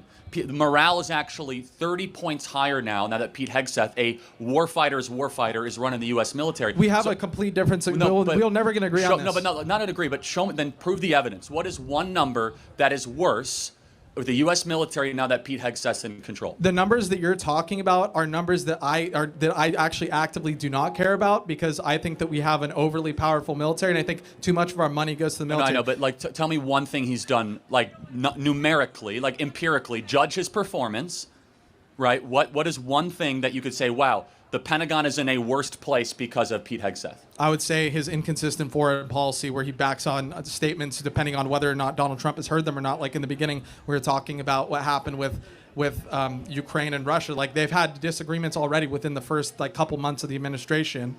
What? But first of all, the president is the commander-in-chief, so he executes the running of the military. I'm just saying that he's has the been... operationals manager, right? I understand that. And so when you want a military, you have recruitment going up, you have war games going up, you have morale going up. You have, by the way, how about this? Do you agree that physical fitness standards for men and women should be the same in the U.S. military? Yes. Pete Hegseth is to thank for that. He has brought physical fitness standards to be the same for men and women. Lloyd Austin didn't do that. Mark Milley didn't do that. Do you also agree that we should not have transgender pronoun type policing of our military members on the front lines of combat? See, the thing is Pete Hegseth has gotten rid of all that, but I'm saying you're trying to make a contention that he's not qualified. Okay. The military is in a much better place thanks to him only after 100 days, man. And that's that is the weakest example of all the ones that you have in the cabinet. You didn't address Rubio, you didn't address Noem, you didn't address Bessent, you didn't address Lutnick, you didn't address Bobby Kennedy, you didn't address all these people. So I have to ask you a question. I can continue addressing people. But every one of these departments is in a substantially and an empirically better place than it was. Okay, including the Department of Education that's been completely defunded, and somebody who literally. I'm so glad it's being defunded. Okay, I bet you are, but guess what? Most Americans aren't, and that's the reality. Wrong. Donald Trump. Okay, yeah, just because you have a bunch of people here saying that doesn't mean that's the reality. Let me prove it to you. Donald Trump ran on a pledge to get rid of the Department of Education. We can agree at that? No, yes or no? Yes. Yes. He won a popular vote. The vast majority of people voted knowing that the Department of Education was going to get eliminated. If you truly believe that the vast majority of people were educated enough about the fact of Donald Trump's opinion on the voters aren't very smart. Now that's what we're going after. No, I'm simply just responding to what you said. What you said is insult the voters. They don't know. No, I know a lot of people that voted for Trump who had absolutely no idea that he was going to defund the. And of course, this is just an anecdote, but I know that this is the truth. Not everybody, when they vote, looks at every single little thing and every little aspect, like you and I might, of why we would vote for somebody. We're both political commentators. Right.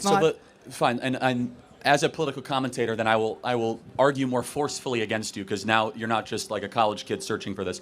Has education in America improved or gotten worse since the Department of Education was formed? It has literally been 3 months. I have absolutely no idea. Since the Department of Education was formed in the 70s. We now have 50 years of evidence. Has American education gotten better since we've had a Department of Education, or has it gotten worse? I personally don't think that has to do with the Department of Education. Well, when you've spent over $4.5 trillion with one federal department, and we have 30 schools in Chicago where a fifth grader cannot read at grade level. We have 35 schools in Baltimore where kids cannot do math or reading at grade level. We cannot find a single school, not a single school in downtown Detroit, where by the time they graduate high school in the heavily black areas, that they're proficient in reading or math. We are now like 31st in the industrialized world of education. We spend more in education than almost any other country per capita, and yet our results are worse. Maybe it's because we've sent all this money to DC to overly centralize the way we educate, and the Department of Education has been a complete disaster. And so we can go anywhere you want with this discussion. I'm just going to say one more thing about this and we can move on. And thank you for talking to me for this long. I really appreciate it. But you're talking about like people that are coming from poor backgrounds where education in their families is not like a part of the way that they're raised. Of course, they're going to be the ones that have a lower... No, that's not correct. You I see, highly doubt it. The competing Catholic schools in the same area that do it for 2/3 less money, almost all the kids can read by the time they graduate middle school. And where does that money come from? Well, sometimes from charter schools, taxpayers, or from private donors. So take, for example, in downtown Chicago or downtown Philadelphia, the private Catholic school can educate a kid for around $12,000 a year. Philadelphia, it's about $30,000 a year, and none of the kids can read. So the local religious schools, they have kids that are less likely to be unruly, less likely to commit crimes. They're more likely to graduate high school and college. They can read and they could do math. And yet the local public school spends triple what the local Catholic school does, and they can't do any of that stuff. Why? Because a government-run program of education has been a failure in this country, and that's what President Trump is doing by abolishing the Department of Education. Okay, so how, if there's no public, I'm not saying that the public education system is perfect. I'm saying that having... I think the privatization of public things in general is bad, and obviously that's a very... Why would you say that? So, I mean that's just... we can go through the list of that, but... Because it's not... Because getting rid of, for example, DEI, or getting rid of... And again, I'm not super pro-DEI. Where did you grow up?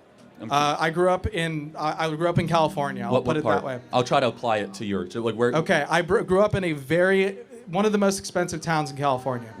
Okay, Montecito? I don't know, I'm guessing. Yeah, no, something like that. I don't want to talk because I'm a political commentator. I'm not saying my name, but I will tell you that seeing that we had three 82-inch TVs in my school for a public school when other kids in Compton had absolutely nothing, and I know a big part of that is because... why is that? It's property taxes, right? And so, yes, however, let's just get down to the core of it, which is that in San Diego, are the private schools or the public schools more desirable? It's kind of complicated because we have charter schools that are public, we have like High Tech High. We have people pay money to go to private school, right? For a reason. So what is our perspective? The money should follow the child. You should have school choice. You should be able to go to whatever the school of your choosing, and it works super well. But the good private schools that you talk about, these ones in Chicago with cherry pick data. When we're talking about San Diego, they cost about $40,000 a year. It's not cherry pick data. It is cherry pick data. Talking about a single example of a Catholic school that's publicly funded or funded by donors. There's hundreds of these examples. Okay, right? Hundreds of these examples, but the reality is that the majority of them, you have to pay an exorbitant amount of money in order to get into them. Right. So but then what per capita, per pupil in San Diego, what do you think they charge per student in the public school? Anywhere between $25,000 to $35,000. I have no idea, and I don't think that it has anything to do with the debate we're having. No, it has everything to do with it. And I'll just close with this. So there's 21 million people that work for the government in this country, 11 million in education. 11 million in education. How many of the 11 million do you think are teachers?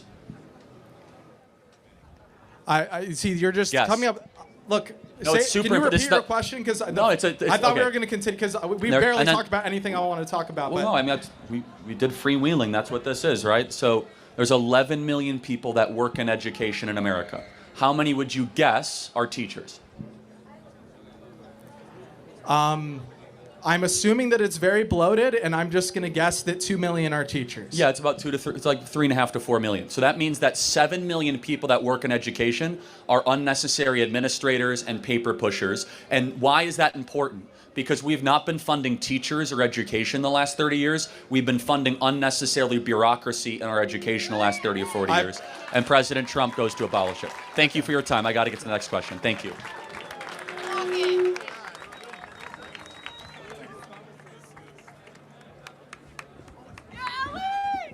Hello. Hi. My name's Ellie. Overall, just to go into my question, I am conservative. So going into this, I was like, what should I ask you about? I think overall, I was going through different policies, and in general, I agree. Ultimately, I think the topic of my question is how to approach politics in school and in general with this function.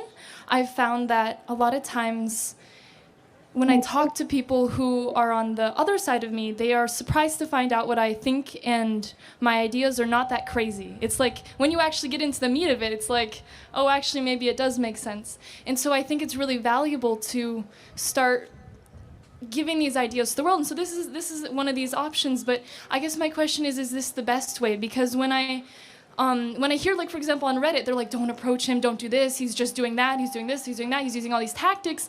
And so I wonder if you've considered, not to say that this is a bad way to go about it, but if there's maybe a slightly better way, because I think what you're saying has a lot of value in this world, but it's like in this school specifically, it is thought of as evil and as like not like a valid way to think. That's a UC San Diego problem, not a Charlie Kirk problem, right? No, and it's not, and it's not to say it's a problem of you. No. And I meaning, like, and I read there was some op-ed journalists where they said ignore Charlie, ignore him. Well, what they're saying is that they are not either smart enough or they're not intellectually mature enough to have a discussion with a conservative on any issue. I have literally almost no notes. I have like a couple charts to show you if the topics come up. You guys can use AI, you guys can use Grok, you could do whatever you want. You could bring a professor, you could bring 5 of your top libs together, debate me, right? Yeah. Other side? Okay, Yeah. Thank you. And you guys can debate me at any time. I fail to understand why, well, actually I know the reason. Speech is not a left-wing value. And they do not believe in freedom of speech, they believe in totalitarian control. There are exceptions to that. So if they have a problem, I think this is one of the best ways, not the best way. I literally could not be more open to disagreement. I say if you disagree, you go to the front of the line. Yeah. And I mean, how often do you as conservatives get a chance to challenge liberals on campus, right? And being welcomed, ever? Oh, absolutely, almost never. Definitely because not in speech is not a class. left-wing value.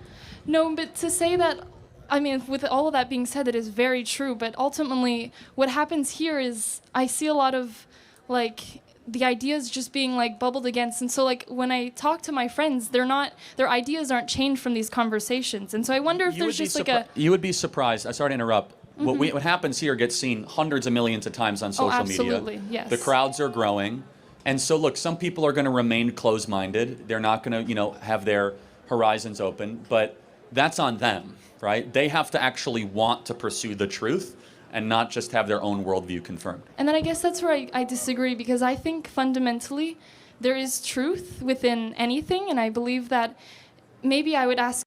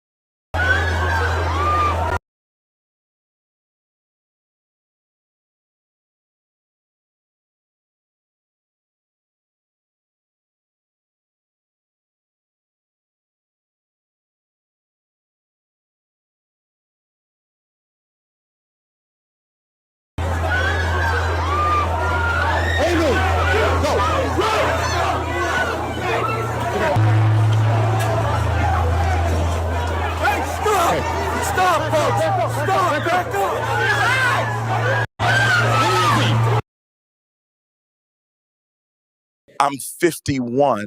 I want to be clear that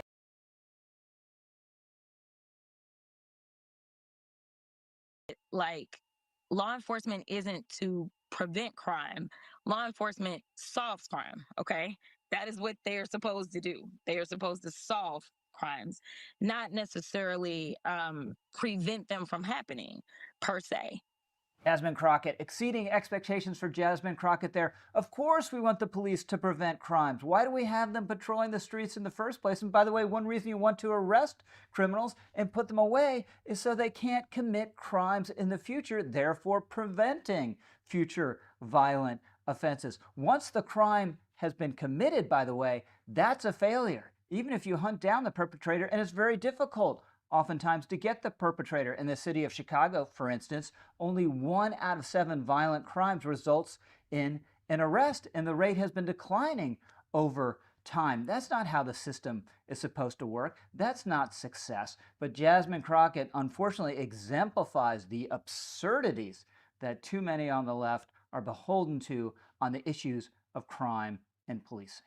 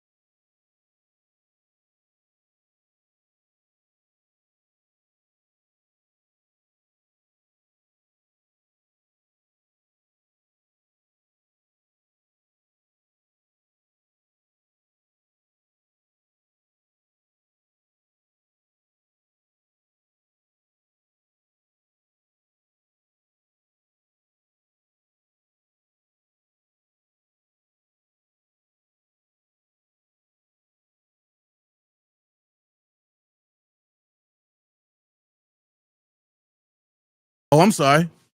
I'm sitting up there talking and y'all couldn't hear me. Oh, my bad. What I said was, for all the MAGA folks, y'all know what we need to do. And we need to keep Charlie Kirk word and for the ideology going strong.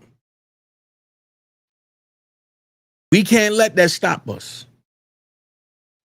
For the Republican Party, and I ain't talking about the rhinos, for the Republican Party, time to step up, prosecute these Democrats.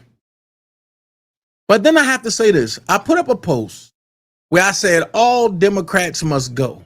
But now I got to walk back my words because every Democrat is not bad.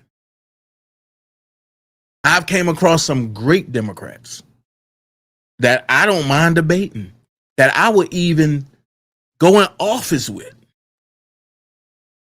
because of how they feel and how they, and what they stand for.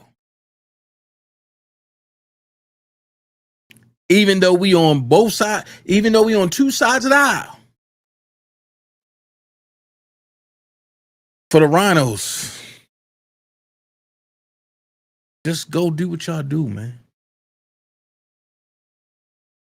I'm going to say this. MAGA, we hurting right now. We hurting to see him being carried out like that. We hurting. This reminds me, and I wasn't born during this time, but this reminds me of the tale that I was told about Malcolm X. He was only speaking.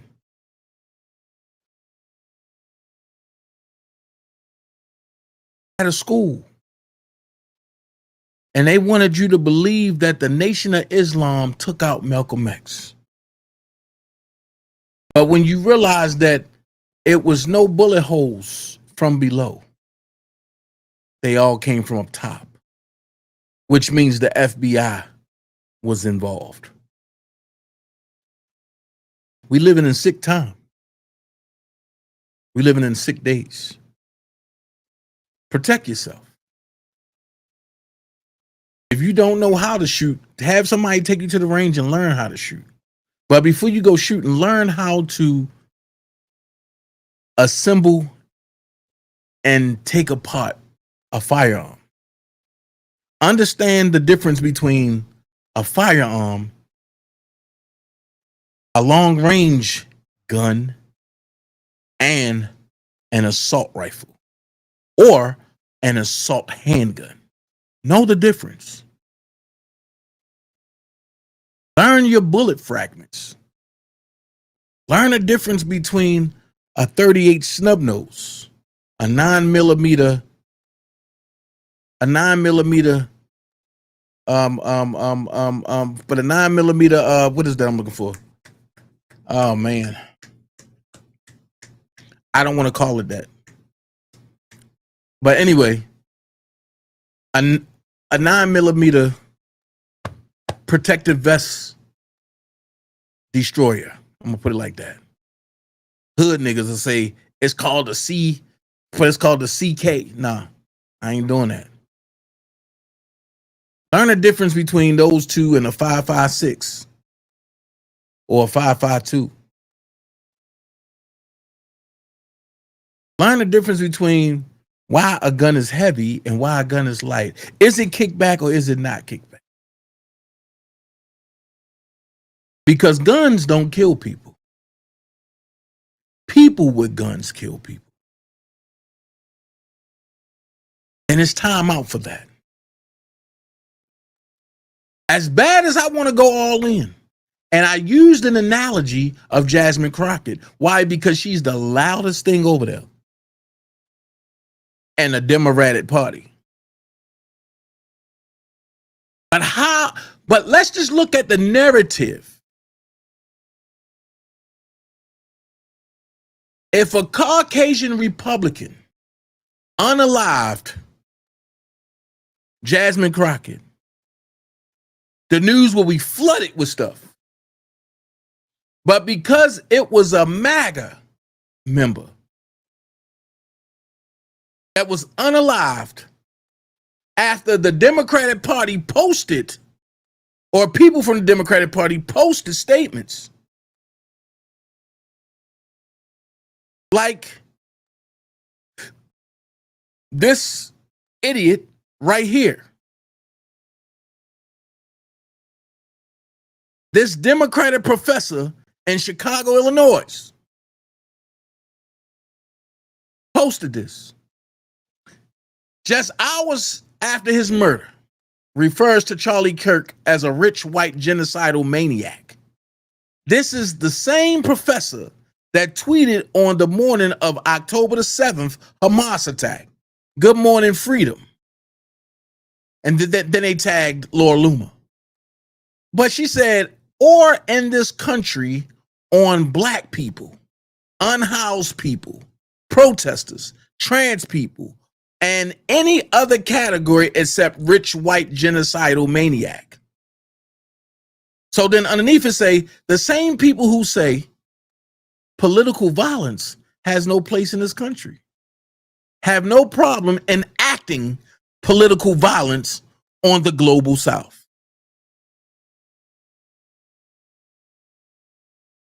Facts. Facts.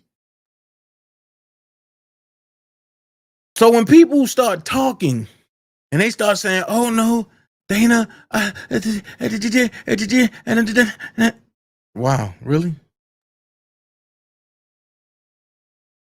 We have a right to be mad about that.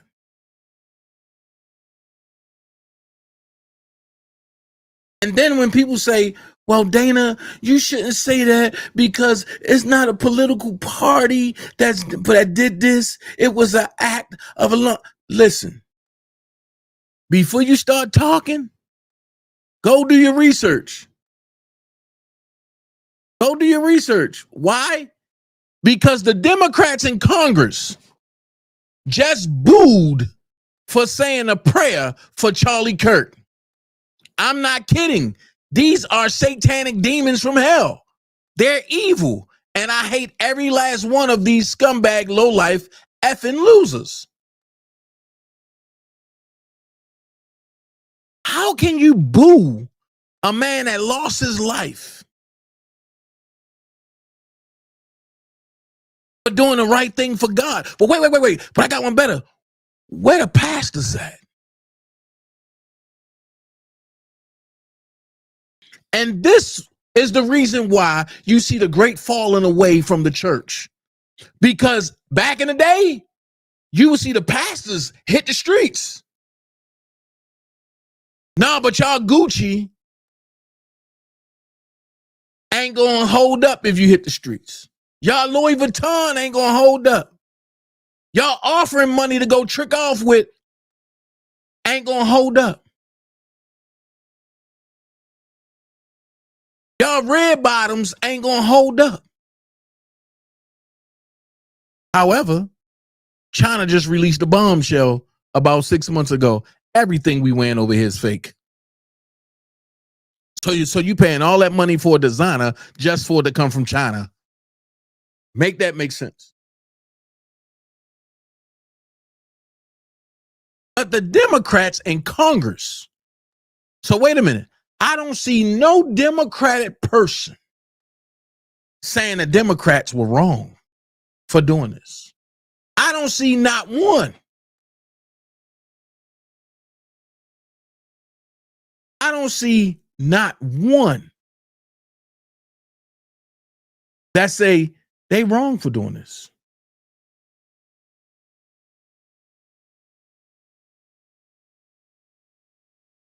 Oh, shucks.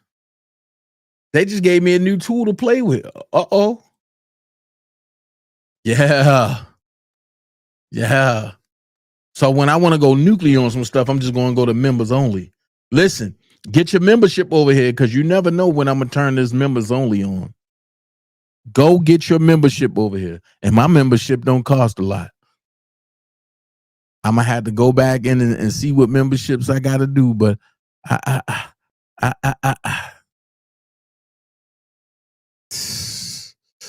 man, thank you to the Yankees, man. I'm just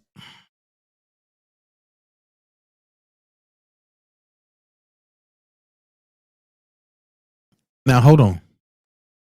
And they're taking away. Now hold on.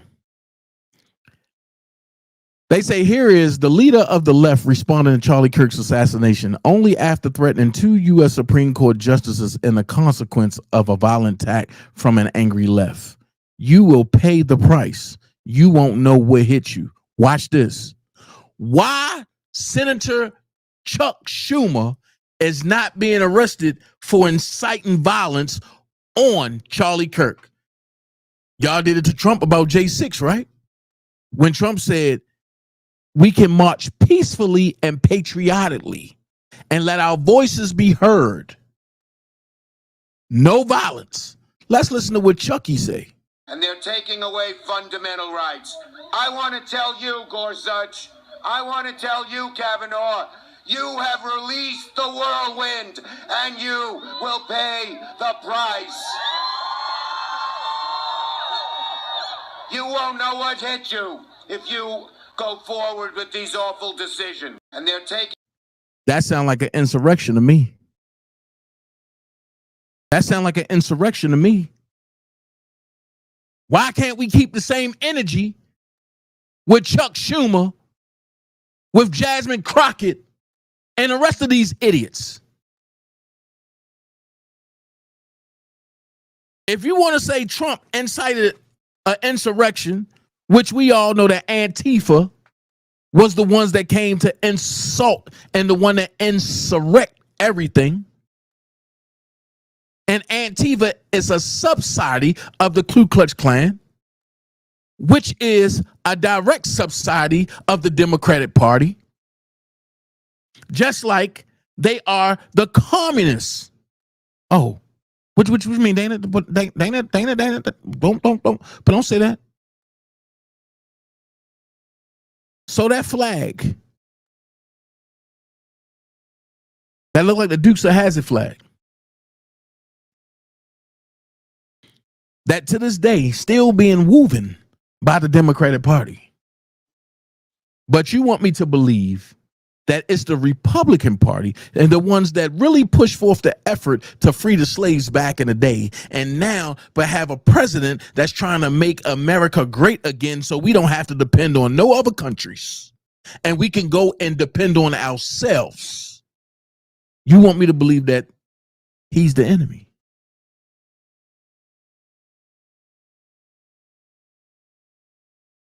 You want me to believe that the orange man who's telling you, let's pray, who's putting prayer back in school, who's telling y'all that I want to give y'all back the country. But you want me to believe the David Copperfields of the Democratic Party that run and want to tell you this is a republic. I mean, this is a democracy. When for years, God damn it, when we say the Pledge of Allegiance, we don't speak of a goddaggone Democratic Party. We don't speak on a democracy. We speak on facts, and the facts is I pledge allegiance to the flag of the United States of America and unto the republic for which it stands, one nation, under God, indivisible, with liberty and justice for all. The stuff that we took for granted back in school means a whole hell of a lot when you go learn the facts. Oh, I don't like Trump. Trump a bad person. Trump ain't become a bad person until he said, I want to run for president. And before then, everybody loved Trump, including your hating ass mama. Let's call facts. The problem is Trump is an anomaly. He is what the Democratic Party built up, and then he looked and said, I'm going Republican. And they say, oh no, he know too many secrets. If he go Republican, they gonna let everything out.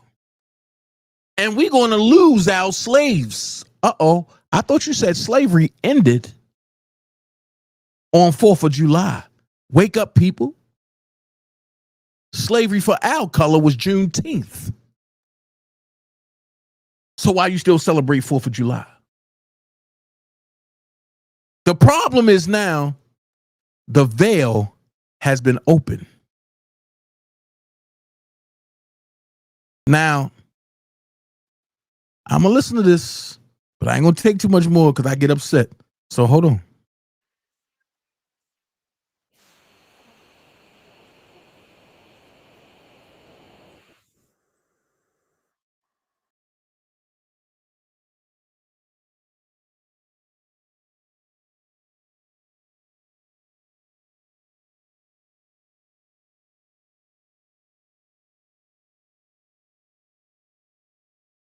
See, that's the evil stuff that I be talking about.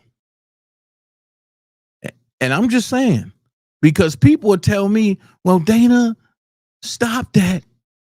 Don't go that hard. Don't say that. That's not of God. So I got a question. Why are y'all so quiet? Where the Christians at?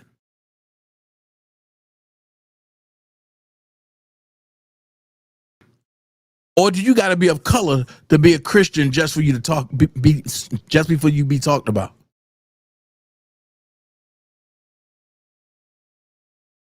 I'm going to say this, and I'm going to stand on this. A lot of you folks are fake, and y'all don't want the truth. A lot of you folks are scared of the truth.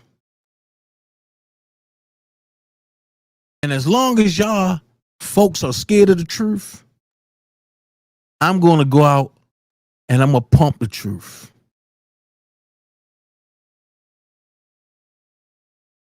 At the end of the day, Myron Gaines, when you see this, bro, hit me up, bro. Hit me up. Do not counsel nothing. We ain't going to let these folks scare none of us from what our calling is. Don't counsel nothing. Because ain't no pastors out here doing it.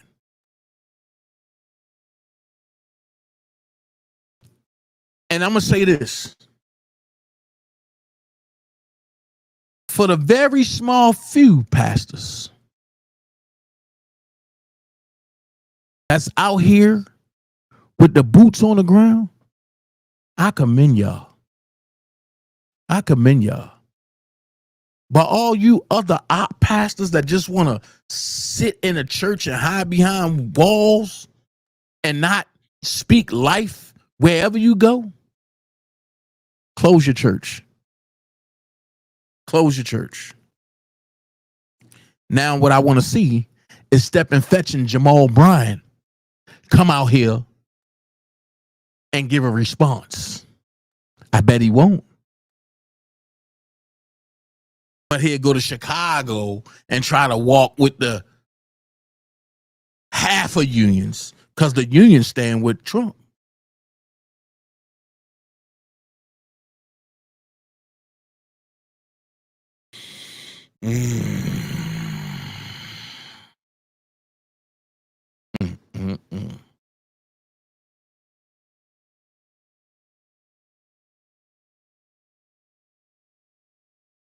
Y'all crazy. I'm going to say this and I'm about to go. Listen, if you don't stand for something, you'll fall for anything.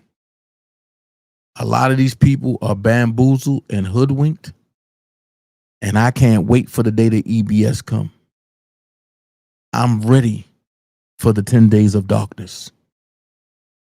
And I think people should unload, unpack, sit back, and reprogram yourself to what's really going on.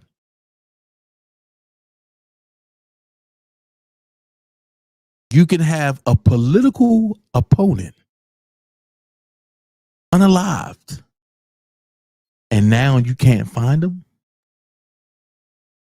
You got somebody in question, but you come out and say, we know he wasn't a shooter. So what is he in question for? Because you all are behind it. And I'll look you in your face and tell you the same thing. The Democratic Party have never been for the people. But the people are so stuck on what they used to that they scared of the unknown. With that being said, take it how you want it. I'm not apologizing for nothing I said. Rest in peace, Charlie Kirk. DanaJay out. 1. Now they won't overbook me. I was down bad, I shook it. Ain't nobody gave shit to me. I took it. Might as well put shit since they looked it. Why this? Do you know how long it took it? Why this? And I take too long to book it. How shit even smell what I'm cooking? Cause the time I book, time. I'm not glad I told you. So book. I was okay for the heart. Yeah, book. It's like a break trying to get me fed up. Bitch, I'm book. Turn around, turned up on both the niggas. But thought I was local, they. Now they street no dope with niggas. That's what I told the niggas. I'ma need that deposit up front. Nigga, that's 2,500. Yesterday ain't the same price today. Nigga can't afford me no way. Can I get a S? Nigga, stop, sitting, stress. But I'm out here studying no business. Bitch, book busy and I'm blessed. Niggas broke talking about who the best. Who the ghost sticking notes all over my desk. I was saved by the bell like I missed the bell. They hate to tell the nigga you failed. Poppin', plus this ice on me. All my pockets swell. I'm up and thank you very much. I'm going out like Elvis.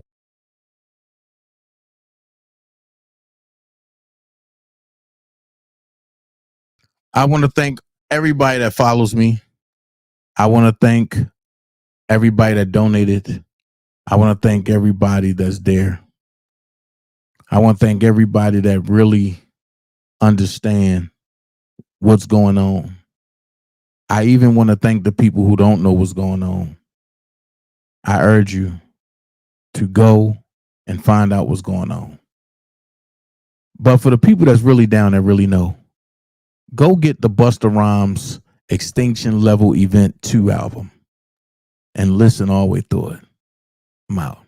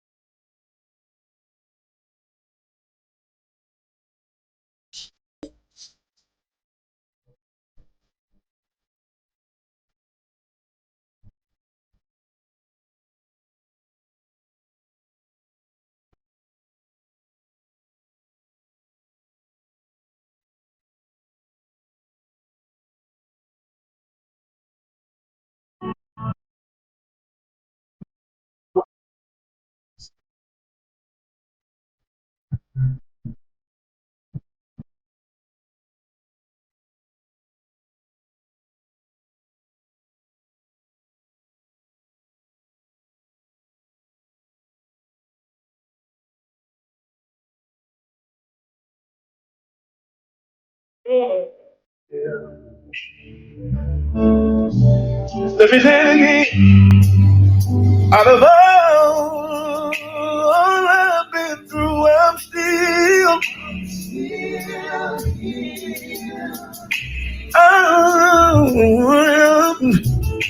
should I be lied on, mistreated, talked about and abused, but I'm still